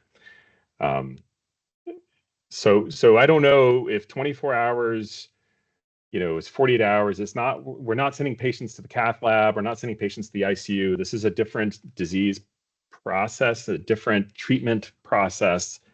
So I think we need to sort of just, keep those times in mind that, I think I have a lot of scarring from those times of 21 and 22 when the capacity at the retreat was low and that the need was really, really high. And there were a lot of kids, I think, that really struggled through that time period. But so anyways, that's just sort of my general thoughts and reflecting on the hearing so far and sort of where I sort of think how I kind of approach this. Okay, so as for my questions, so I guess this is an open question. I think we've determined that when this study was done, that there was need for increased inpatient adolescent capacity in Vermont. But as of today, and this is an open question, is there, and Lindsay, I think you probably would maybe argue that maybe there wasn't actually increased need for inpatient capacity in 21-22. There was a need for improved outpatient capacity, which was leading to our inpatient crisis at the time. But is there a need today for more inpatient capacity for adolescent psych, inpatient adolescent psych in Vermont? Jim Chimarki, I can maybe take that one. I think Tom's closing statement of the calculations that he did in his closing statement weighs heavy on my mind in that, and I believe he was saying that based on our population, even at the low end, we need 210 beds and we have 202. And that's building sufficient beds for what is a developing country, not a mature country. So that was using a benchmark of 30. Whereas if you went to the 60 benchmark, the number would be considerably higher. So I think Tom's calculations are probably the strongest at this point in terms of answering that question in a manner that we didn't answer earlier today. Elizabeth, did you have a? Well, I would choose a different expert. I'd choose Dr. Krupa, though I am very curious about Member Walsh's NIH study, and I do want to learn more about that. But Dr. Krupa was saying that Massachusetts has 33 beds per, I think, 100,000. I'm going to get that wrong. I'm going to get his number wrong. What I heard was 33 for kids 0 to 18. The Brattleboro Retreat has 35 beds for kids 0 to 18. We don't admit kids 0, just to be clear. But that is, we do have a child unit, which is not the subject of this hearing, but it is important to remember that there are. I tend to try to be very careful and balanced about the need for inpatient beds. It is tempting. I've seen it in state policymakers for a long time. It's tempting to think, well, what we need is just more beds. And, DRVT has done a really wonderful job of saying that can't be the only solution. And I know SVMC and Tom D has done a really wonderful job also talking about the additional non-inpatient supports that they have built up in their community. But I think that the need for more beds it's at least an open question, and I think we answer it now.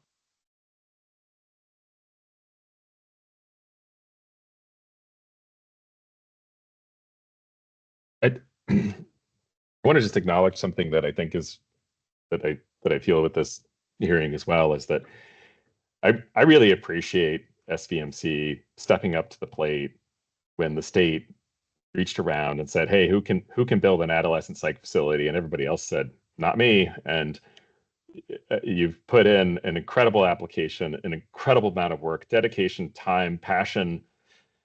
And that is definitely should be commended and acknowledged. I think it's complex because this is a complex question to answer. And I don't think that I think that they're separate things. One is I'm so grateful for the throwing your hat in the ring and just jumping with both feet and trying to solve this problem. And I think the challenge is that we're now asking the question is this the right solution to the problem after you've done all the work to try to solve the problem? And so I think it's hard. It's hard, but thank you. I appreciate it. One of the other points that Lindsay, you made several really impactful points in your presentation, and I really appreciate it. And I read through your slide deck a couple times beforehand because I felt like there was so much there to really think about. But you brought up this question of needing an analysis of the percentage of children in the current adolescent inpatient psych beds that do not need to be in those beds but cannot get out due to lack of community-based services and community providers. And so do we know of an analysis? Do we understand the impact of the output, in the concept of throughput of getting patients out of the inpatient capacity, of what the delays are and how that could be improved with improving those services? Thus increasing like our actual functional bed capacity, decreasing length of stay, and having the most appropriate treatment place for those kids. This is Lindsay. I'll try to answer it very briefly. We don't have all the information. I do think that information exists. I think it is available. I think that you could absolutely ascertain the number, even down to like the number of days and the number of patients and like whose custody they're in, and why they're not being discharged. I think you can absolutely get that information. And I think that's a big part of the problem that, and the piece that was missing kind of from this analysis and the focus on emergency department wait times really kind of misguiding, determining whether or not there's a need. While I have the floor though, not to throw wrenches around, but I mean, I do like Jim's idea about, having choice and providing another option and not having one singular place where people can provide care.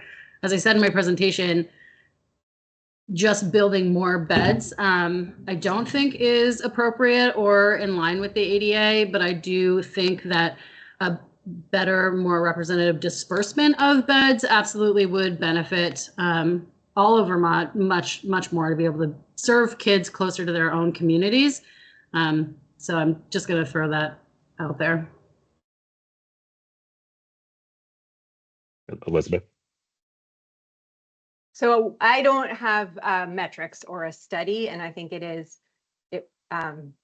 would behoove us to do some of that work. Anecdotally,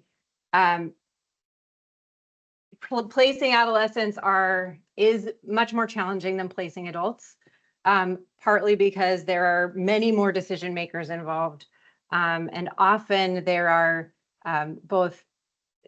there's the Vermont Department for Children and Families, the Vermont Department of Mental Health, the payer source, which is frequently but not always the Department of Vermont Health Access. And then there's our team, there's the outpatient team, and there is this hole, as we've all identified today, and it's not the subject of this, which is residential treatment. And the state of Vermont has lost a lot of residential beds for children and adolescents in the last 10 years. And those are numbers I don't have at my fingertips, but I do know are available and probably have been submitted to the legislature recently.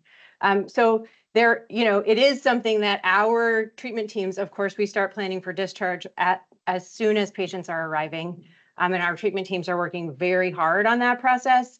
But just like, and I know this is something SVMC deals with, just like there are boarders in inpatient units who do not have a nursing home bed, usually it's a nursing home bed, do not have the right level of care. And so they end up on the inpatient unit much longer than they really need to be. That is certainly a challenge that the retreat is working hard every day to solve. I'm wondering, Dr. Krupa, if you could comment at all from your experience down in Massachusetts or your national knowledge with regards to opportunities to measure what Dr. Merman is asking. Yeah, so I wish I could tell you that I knew, what the prevalence was of beds capable of taking adolescents as step downs, but I can tell you that the same problem exists in Massachusetts in the sense that the system is not caught up yet, meaning suggesting that hopefully it will, to the pre-COVID days of those residential options. And they're usually residential options, right? They're IRTPs, as they're called in Massachusetts, or other treatment capacities. And there is some level of backlog of both. It's interesting. It's on the geriatric and the adolescent and children side are the two biggest challenges. It's not so much for adults. It's children, adolescent, and gero that is the biggest bottleneck. I don't have any way to quantify it other than to know it's a clinical problem. Thanks.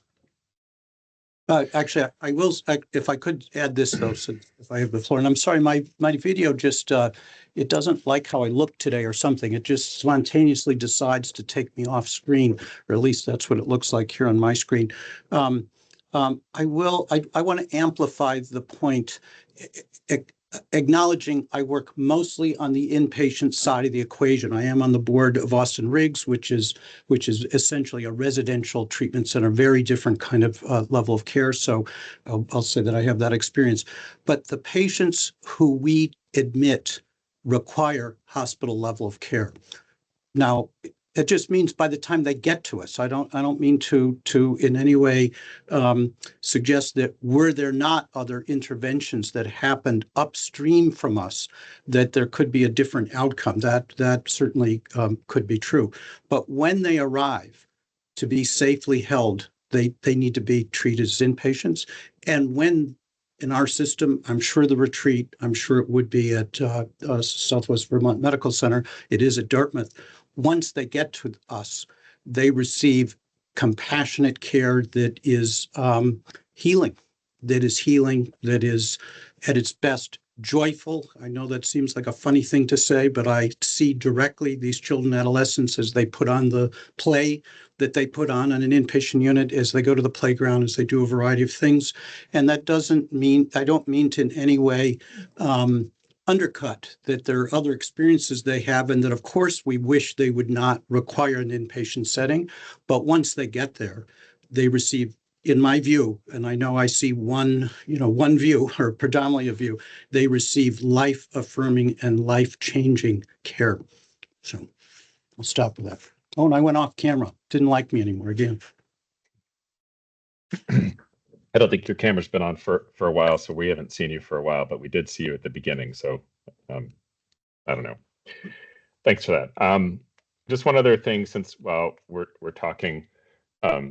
Krupa, you mentioned the VAS data of 4.4 and the spot check. We got some tables from DMH which have, unless I'm misreading these, average numbers waiting per month they're quite a bit lower over the last 5 months. I think I checked as an average of 1.8, and they have the mean wait time per month, and I'm a visual person, so of course I graphed it for myself so I could look at it, and it's quite interesting. We have bed capacity and mean wait time. As bed capacity and mean wait time were in 2018 were like this, and then we had wait time high, capacity low, and they're right back down to 2018. So I do think this sort of complicates this need question about when the study was done for the capacity. What we're getting from DMH sounds a little different. One comment I just wanted to make, there was something about shipping kids out of state, which shipping is sort of a strong word, but I think transferring kids out of state is sometimes the appropriate thing to do. Plattsburgh is closer to a lot of Vermont than Brattleboro, so it's not unreasonable to transfer kids over to Plattsburgh for admission if that's the right inpatient setting and treatment environment for them. Just wanted to, and it sounds like maybe if Brattleboro is opening if Dartmouth is opening 6 beds, there's a lot of kids who live pretty close to there, which may be the most convenient and close place.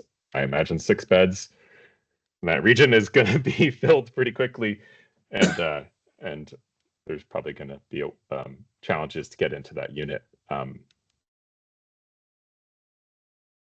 trying to understand a little bit about the cost-based reimbursement, and maybe I'll just have to read more on this and understand a little better. But I'm trying to understand.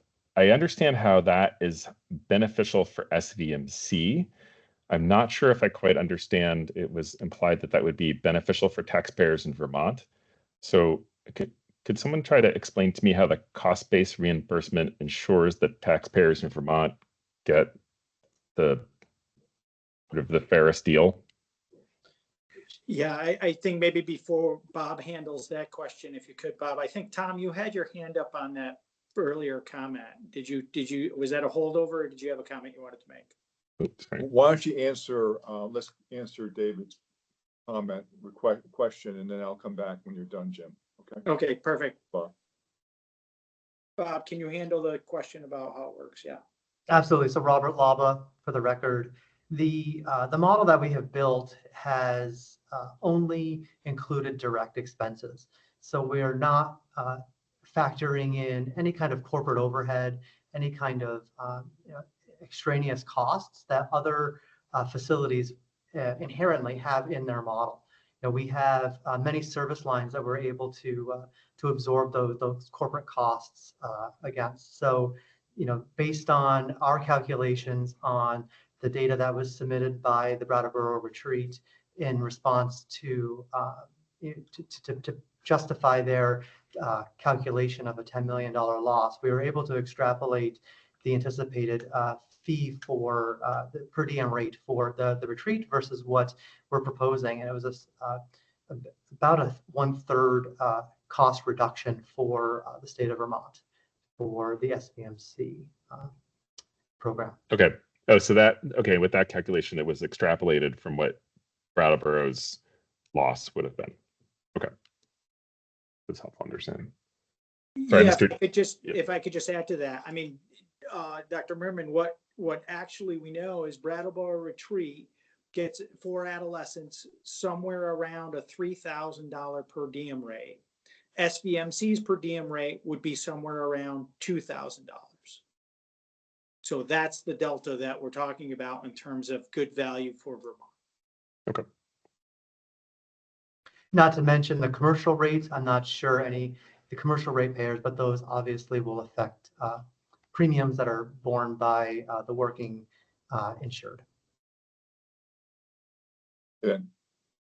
Jim, maybe, Yeah.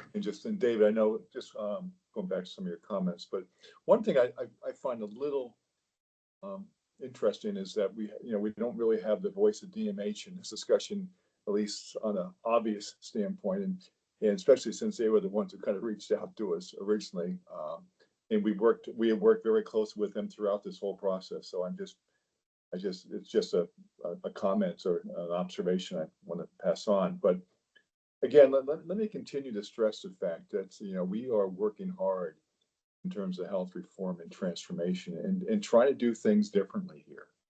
We are trying to bring a lower cost option here to the table, and as Bob just outlined, Jim, is that certainly I think we're demonstrating that the cost will be lower, and we are looking to have, as I said earlier, this continuum of care from inpatient to outpatient, and I will continue to stress, if we end up building maybe a little bit smaller unit, that may allow some monies to be available in the bigger picture to do some a residential site that we continue to think is necessary as you build a continuum.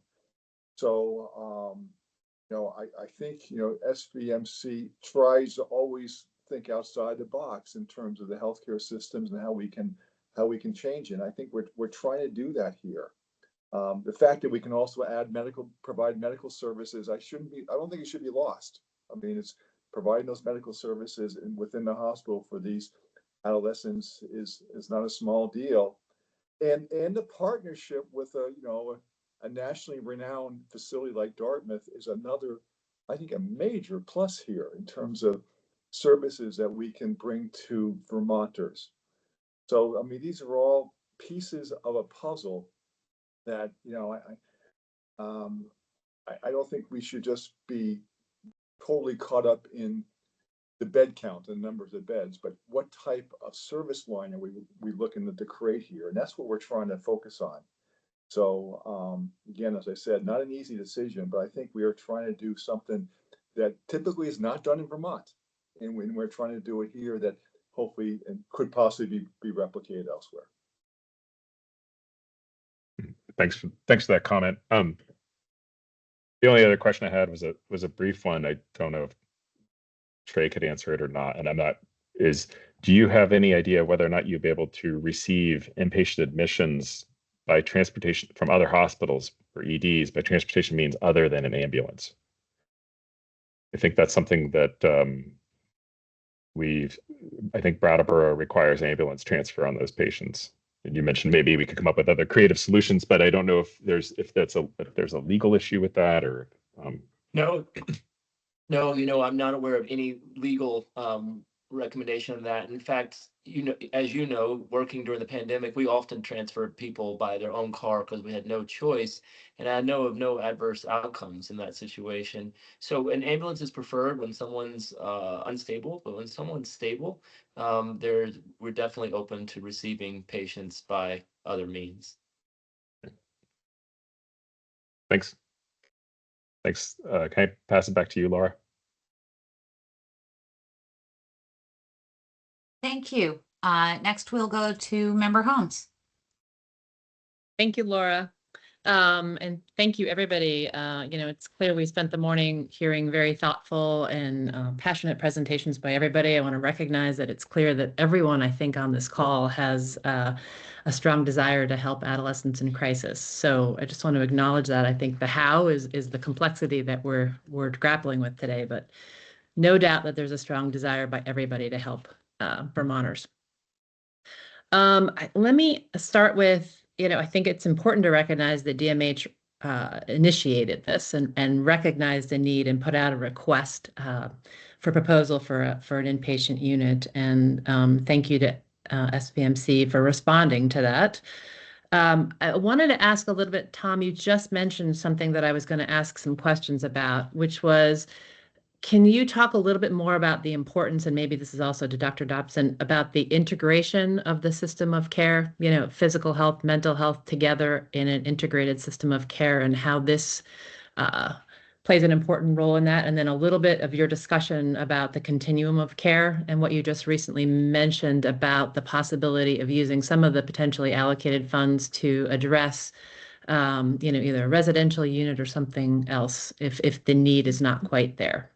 Is it possible to talk a little bit about those?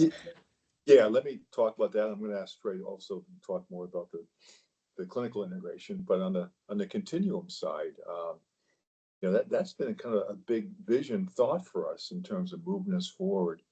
And our relationship with United Counseling Services is very strong, very positive, great partner. And we started the PUC program, which is psychiatric urgent care for kids, which I think was very well received statewide, and I see other ones are coming up, and we're taking that next step with them in terms of the comprehensive outpatient program, which is really a partial hospitalization. I mean, going from a service that can treat up to I think it's, Jim could quote me on the exact number, I think it's up to 20 kids can be treated in this facility, and kids can be treated, I think, from up to 9 to 12 months with schooling there. I mean, so I think the model, we don't see inpatient as an end all. We see it as just a piece of the puzzle with probably even a bigger emphasis on outpatients. And we certainly, as we deal with this challenging question today, working with the other providers is, I think, ultimately a part of the answer here. Our vision is we're 80% of our business is outpatient, so we're not an inpatient facility.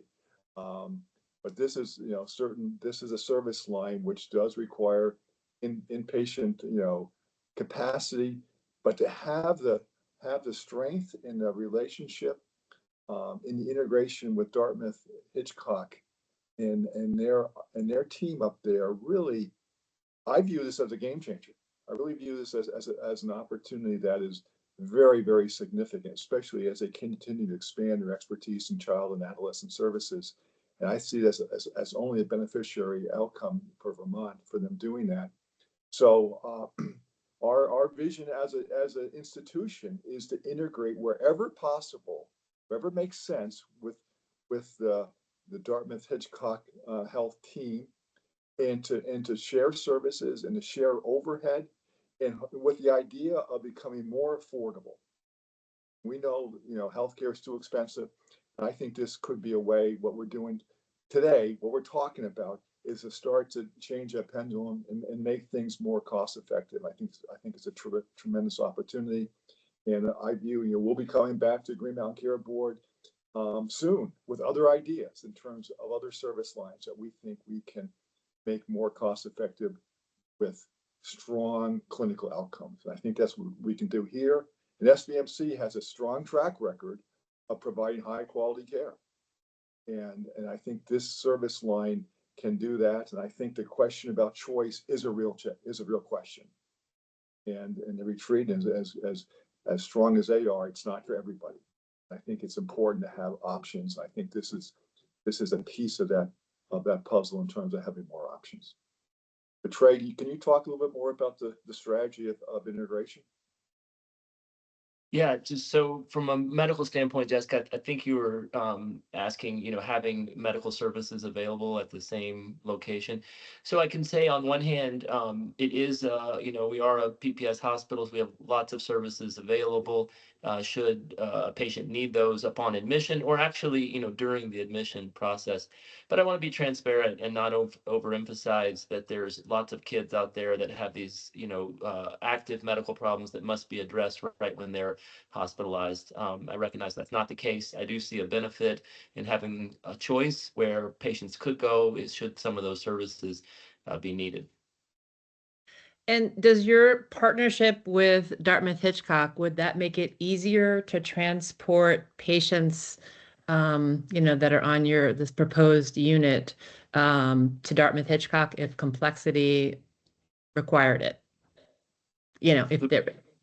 Does your partnership with Dartmouth Health, help with transfer of patients that have, really acute needs that SVMC can't meet? Will that ease that transport to Dartmouth Hitchcock that may be able to address both the physical health and the mental health needs potentially?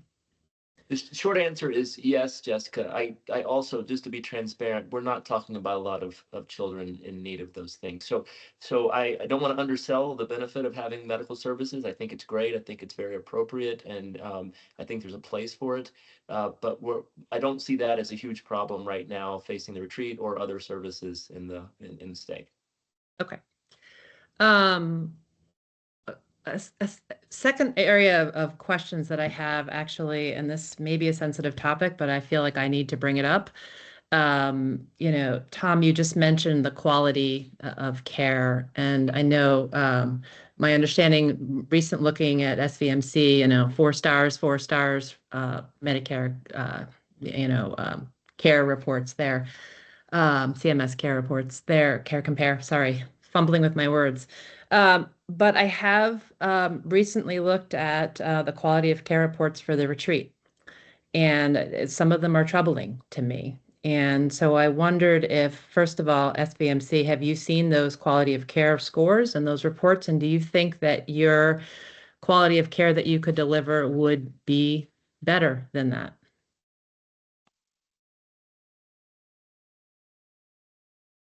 I personally have not looked at the retreat's quality of care scores. I mean, we all hear anecdotal stories, so I'm not focusing on anecdotal stories. I think we're just focusing on what we can provide here, and I think we can provide care, especially with the assistance of our partnership that's as strong as anywhere. And so I'll let Elizabeth talk about the retreat side. I'm not in a position to talk about that, but Trey may have, he may be closer to the information. Yeah, I'd love to hear from Dr. Dobson. Well, so I also haven't seen those reports. I would just caution us to take those reports in context of what the retreat is doing, which is a very difficult situation, patient population. It's the same reason why difficult areas of a medical institution receive lower scores typically than areas where outcomes are more predictable.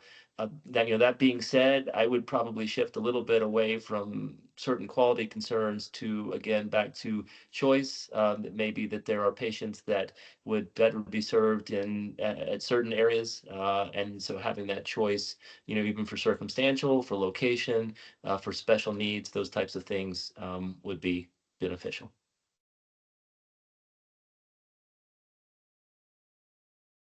Elizabeth, welcome your insights here. Thank you, Member Holmes. I'd be very curious to see the precise reports that you're speaking about. The Brattleboro Retreat monitors its quality of, so feel free to tell me if you want to jump in. I will tell you, I'm looking at the Vermont Department of Health quality of care report for 2024. I believe the 2023 report was in our binder. So we have seen that as well. The 2024 report, I'll give some examples. The screening for metabolic disorders, studies show that antipsychotics increase the risk of metabolic syndrome. Higher rates are better. The Brattleboro Retreat had a 5% score on that, and the national average was 79%. Influenza immunization for patients, Brattleboro Retreat had 18%. National average was 77%. That's where some of my questions around the integration of clinical care and mental health, physical health comes in. These are rather low scores. Hours of physical restraint use, also lower rates being better. It was above the national average and is seemingly worse between 23 and 24 hours of seclusion use. So I had some concerns about this, and I know we're deciding on capacity, but I also want to, one of the ways you can measure need is there a need for a lower cost, higher quality setting, patient choice? And so some of this data gives me pause. And so to the degree that SVMC could provide a lower cost, higher quality setting for adolescents, I think that's an important part of our conversation. So that's the data that I'm referring to. Thank you. I appreciate that. And I would like to say we always welcome collaboration with partners like SVMC to help us drive up our quality, drive down our costs, and really look for the very best ways to deliver care. So I appreciate that you are raising that. I would like to add that we will dig into some of that data and respond in a brief if you would like more commentary about it. The challenge, and I know this board is well aware of it from your other proceedings, is that sometimes when you're pulling data out of a big system, if you don't really look at what's going in, it can be hard to be sure that what's coming out really reflects the care that you're delivering. So I would just add, in addition, that we have inpatient satisfaction surveys that are not uniformly positive, but quite positive. Most of our patients are satisfied with the care and even pleased with the care, report to us that they feel healthier when they are discharged than they do when they're admitted. And we report a lot of quality metrics specific to psychiatric hospitals through a set of metrics called the HBIPs, which I am not going to be able to tell you what that acronym stands for, but I would be happy to direct your attention to it if you would like that. So I do, Actually, rest assured. Referenced here, actually, to be honest with you, in the quality of care report, it's the HBIPs. It's 3, it's 5. So that's all in here. And there's some information in here about patients discharged on multiple antipsychotic medications with appropriate justification. Brattleboro Retreat, 5%, national average 58%. So there's a lot of data here. It seems like it does, to some degree, come from this survey that you're referencing. So I would love to hear more information about that. That would be great in follow-up, and I'd love to hear a little bit from SVMC about quality of care as well. I think that would be helpful. Great. Thank you. Let me just see if there's other questions I have. I guess this is actually for SVMC. There's a lot of uncertainty around the demand, and I understand that. There's data limitations. It's hard to project. It's a dynamic issue.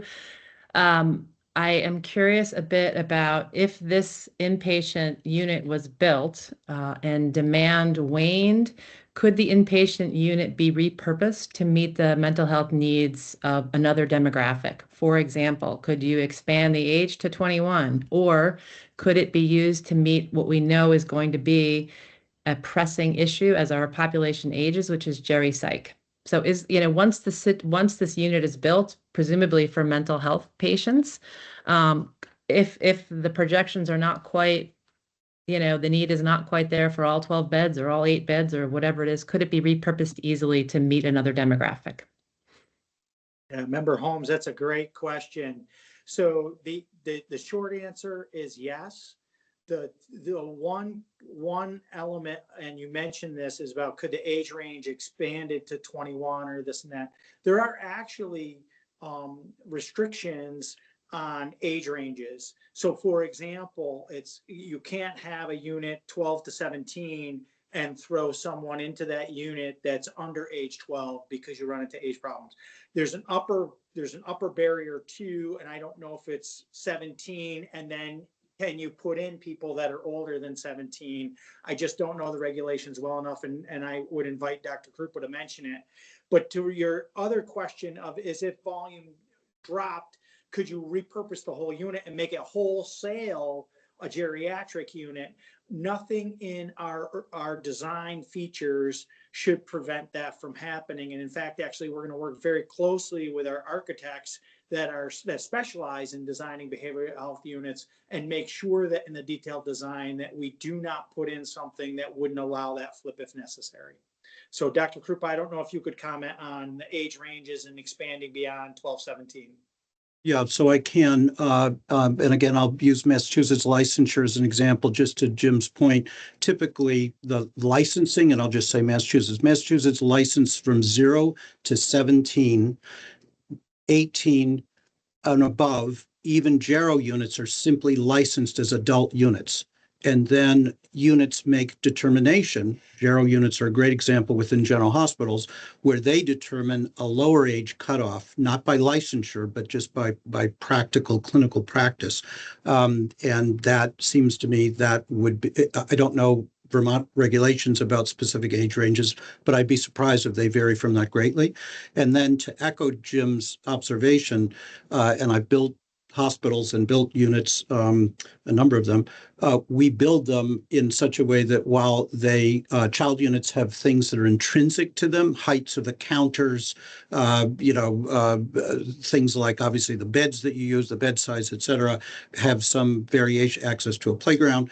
Those things could change with different populations, but the basic bones of a unit of being safe are universal across populations. GERO units sometimes have gases in the walls instead of having gases that have to be ambulatory, if you will, but that's a relatively small problem to solve. Okay, thank you. I appreciate that. Tom, it looks like you wanted to add something to that.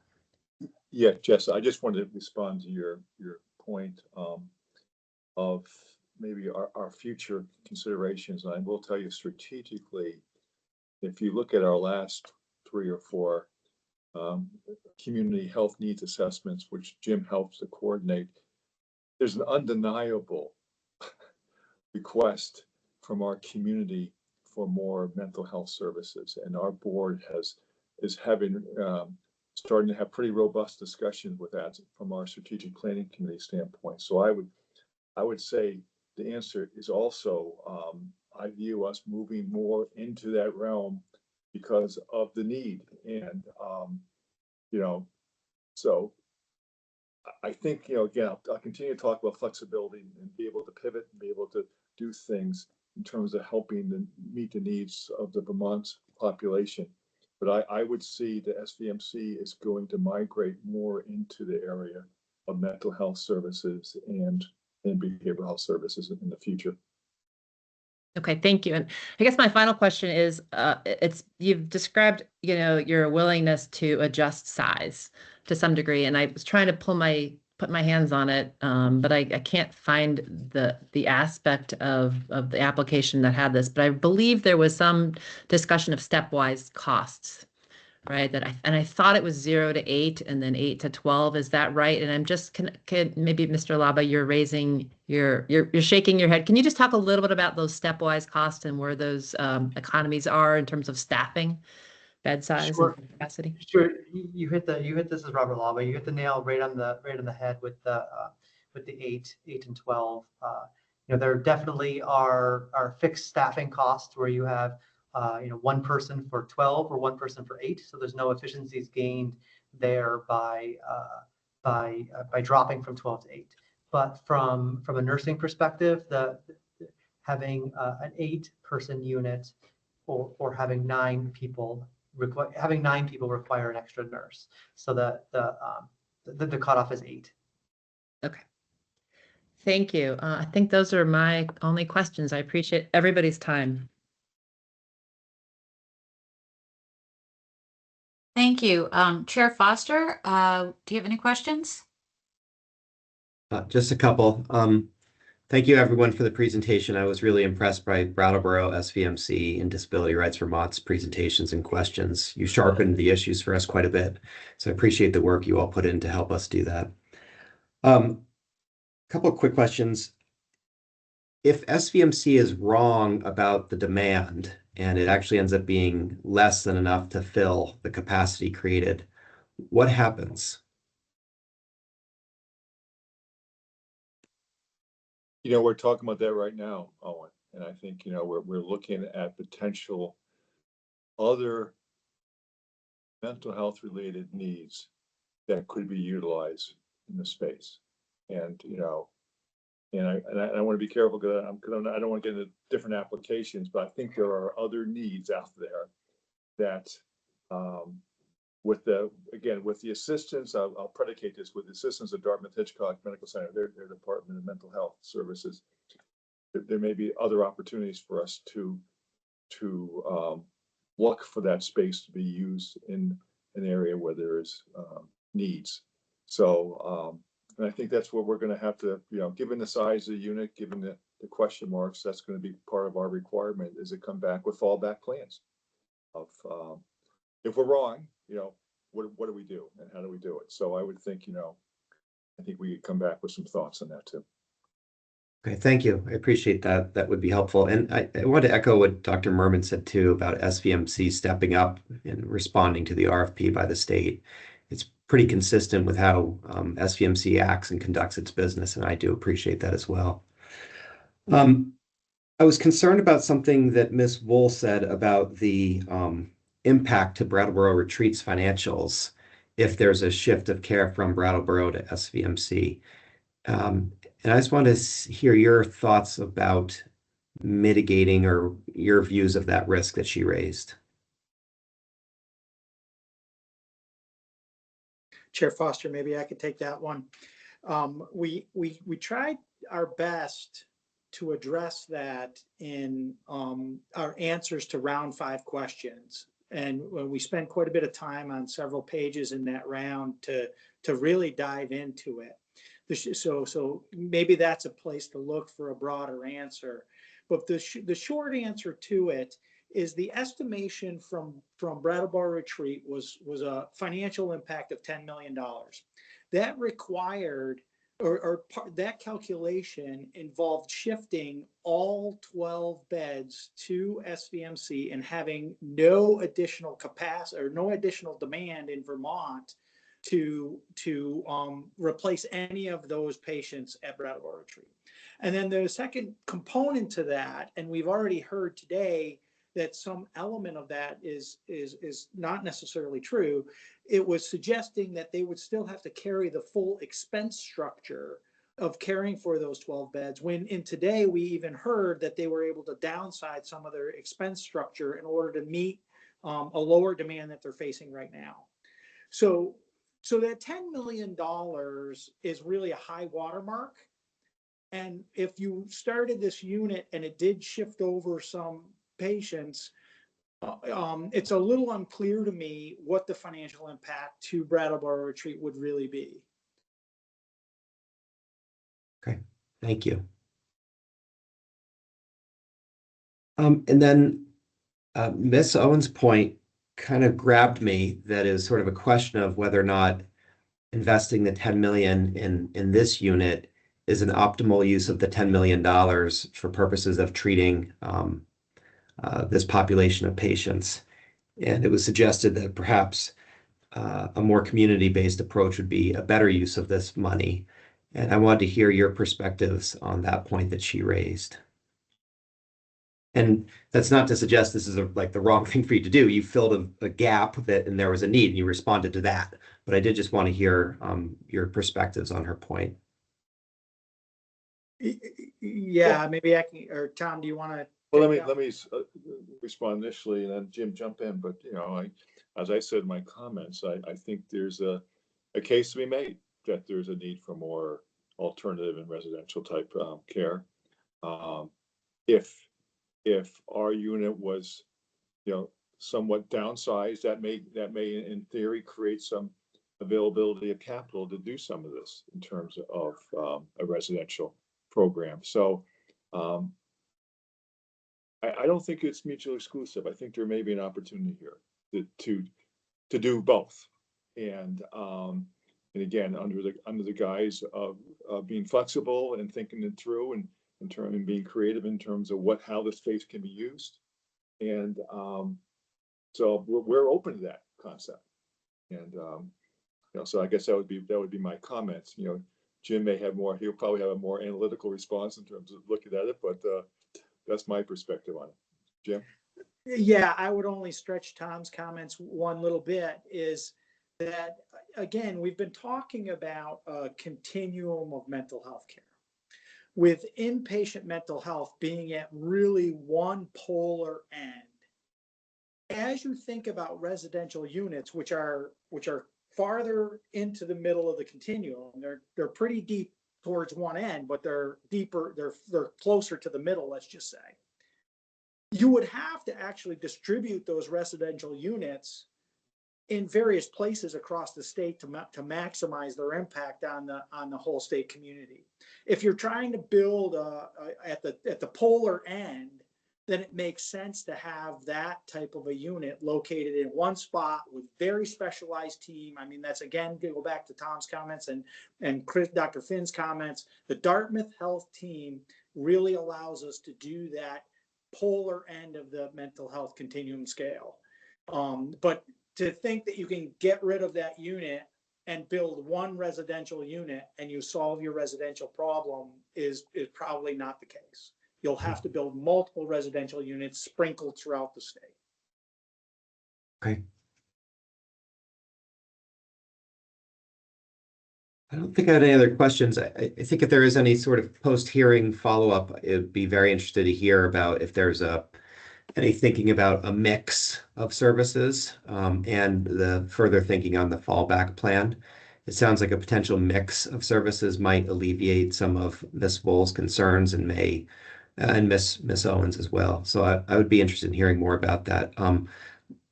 We'll have our staff get back to you. Don't just take my question here as a request. I want to make sure I'm in line with our staff. But thank you all very much for the presentation today. Thank you very much. Thanks for listening, and we appreciate this opportunity, and we look forward to working with everybody. Thank you. Thank you. Thank you. So next up will be the public comment portion of the hearing. And first up, it would be the healthcare advocate. Charles Becker, I see you look to be ready to go. Hi, Attorney Belleville. Yep, I am here on behalf of the healthcare advocate, Charles Becker, staff attorney.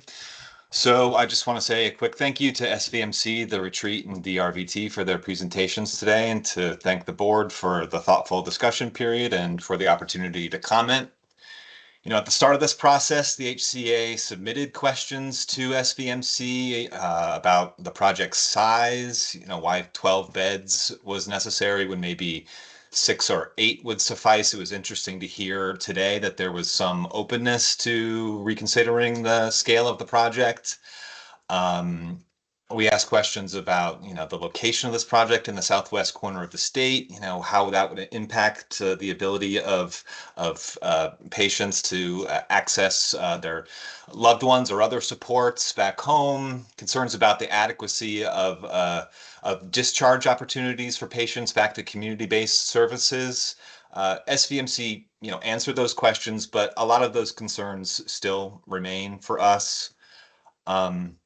And reviewing the materials ahead of the hearing today, we flagged, as Member Lunge inquired about, this: are the state and SVMC on the same page about the financial model? I mean, SVMC states that they're going to negotiate this rate that will cover the cost of care, but the state indicates that there is no such guarantee. They can't guarantee that they're going to be able to reimburse at the cost of care. And combined with something that SVMC said in response to pre-hearing questions, I'm not sure which round it was, but the letter was dated August 21st, 2024. It was question 4 on page 6 of that letter. The quote is, if revenue does not match cost, then Vermont leaders have decided not to fund the unit, and unfortunately the unit will be closed. So that discordance between SVMC's expectations of getting cost-based reimbursement with the state's inability to guarantee that just raises some concerns about the feasibility of the project. To pivot a little bit, at first blush, when this application was submitted, whether or not to approve the CON maybe seemed like an easy decision. Increased capacity for high quality inpatient mental health services for Vermont youth. How could you say no to that? And maybe this is an easier decision than we've made it out to be here today. The state has requested this facility. The state appropriated the money for this facility. SVMC stepped up and said they'd do it. They presented a solid plan, and at $10 million, the cost is fairly low. On the other hand, we did hear compelling presentations today from the retreat, speaking to whether there really is truly a need for 12 additional inpatient beds. A question that was echoed in board questions, with no clear answer provided. We do not have an answer to that question about whether or not these beds are needed. We heard from DRVT, speaking to the right of people with mental health disabilities to receive treatment along a continuum, with an inpatient facility being the most restrictive along that continuum. And to boost both the retreats and the DRVT's perspectives, it does seem that there is quite a bit of capacity at the most restrictive end of the continuum, and that Vermont youth might be better served with an investment of $10 million in services farther on down the continuum. Also, as Member Walsh inquired about regarding induced demand, maybe there is a risk here of if you build it, they will come phenomenon, where if these beds are created, then they're going to be filled, and potentially they'll be filled with youth who don't need that most restrictive level of care. To be clear, the HCA is not taking the position that this application should be denied. Rather, we see compelling arguments for and against this project, and think the board could reasonably come down on either side, and that there have perhaps been ideas presented here today, maybe such as reconsidering the scale of this project, that might make this something that the board could consider approving. And that's all we have for comment. Thank you, Laura. Thank you very much. Now if members of the public wish to make a comment, we'll start with the raise your hand feature, and I will call on you based on the identification I see on your square. If you are presenting on behalf of an organization, please state the name of the organization and provide your comment. And of course, please start by stating your name. And I will start with Dale.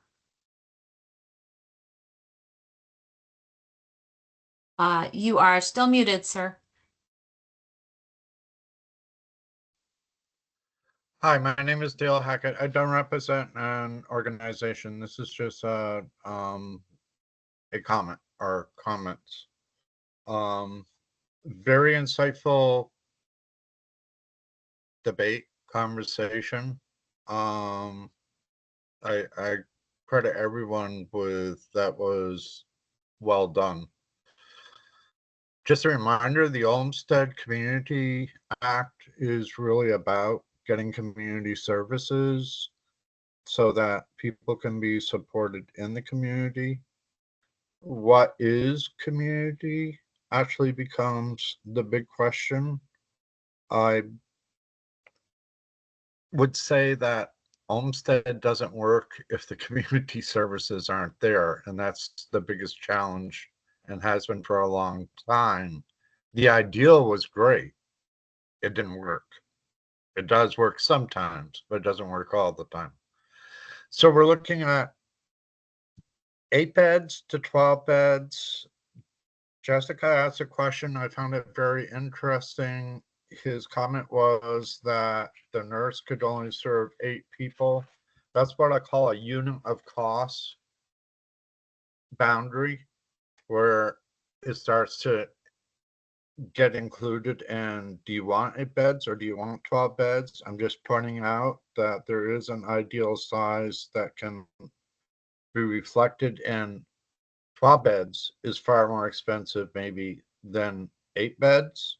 Those other 4 beds will cost just as much as the 8 beds. That's not for me to decide. I'm just pointing out they can give their own information as to, but that is true. There's a unit of cost. And so picking the right size is really important. Are the beds needed? I can think of way back in the 70s, I got put in with adults when I was not an adult and what that was like. And I can be very blunt about it. I had epilepsy. Epilepsy is a classic, especially back then. You need medical services, you need mental health services, you need emotional services. I mean, I was a kid and with people that were trying to deal with divorce, and my big issue was I'm trying to get to college. I'm trying to figure out how to go to college with epilepsy. I'm not sure I totally am on board with you're getting a divorce. I mean, I was understanding. I was in the conversation, but it was like, I'm way over my head here. I haven't got to that level yet. And didn't want to be. So there's also, let's see, I'm just looking at my notes. Oh, the needs of children. I would say, are we certain in the data as far as our needs actually captured in any data that we look at? When I sit in education committee and listen to what the needs of children are, I don't hear anything that says that they have overestimated the needs of children. Most of the time, I would say the concern is they've underestimated the needs of children, in which case it would be very important to have the capacity to meet the needs that otherwise won't get met, but may very well be there if the data is on the low side, such as utilization rate caps out that the need can only be so much, because that's as much as they can measure. And it turns out there was far more need, but because it drops out of the measurement, you never capture the need. Just a thought as far as, because you were discussing how to determine how many beds. I have never seen a formula that will actually calculate that, but I do see trends. I see trends that are far more reliable than any formula that will say, yep, here's your exact number of beds. Somebody pointed out, it's way too dynamic. Anyways, I hope you'll give it due consideration like you have been. And do keep in mind that this is really about children having needs. Like I know 3 children right now, as an example. They go to school, is supposedly being integrated. They sit in a room with a teacher all day long. They see the students right down the hallway. They never interact with them. What would they do in a setting like this where they've got 2 or 3 other kids? I'm just picking a number. And they can actually create a community. They can belong to something. I think that's important to consider. Community is not, do I have 200 people? Do I have 20,000 people? Community is a personal experience of socialization where needs get met. And I think I'll leave it at that. I'm going to say with a very broad general statement. And from that point of view, are these beds really important in meeting the needs for some kids, which is a life? And Vermont is supposed to be about delivering what's needed for the patient. Yeah, cost really makes a difference, but we can't let go of our goals. Anyways, those are just some comments. Thank you for taking my public comment. Thank you, Dale. Thank you for your comment. Is there anyone else who would like to make a comment? If so, please raise your hand with the raise your hand function. I understand we need to give the introverts a minute to respond, which I can relate to. If no one else does raise their hand, we will also give an opportunity for people participating by phone to indicate that they would like to comment. And so I'll do that now. If you are participating by phone and you'd like to make a comment, can you please unmute yourself and speak up?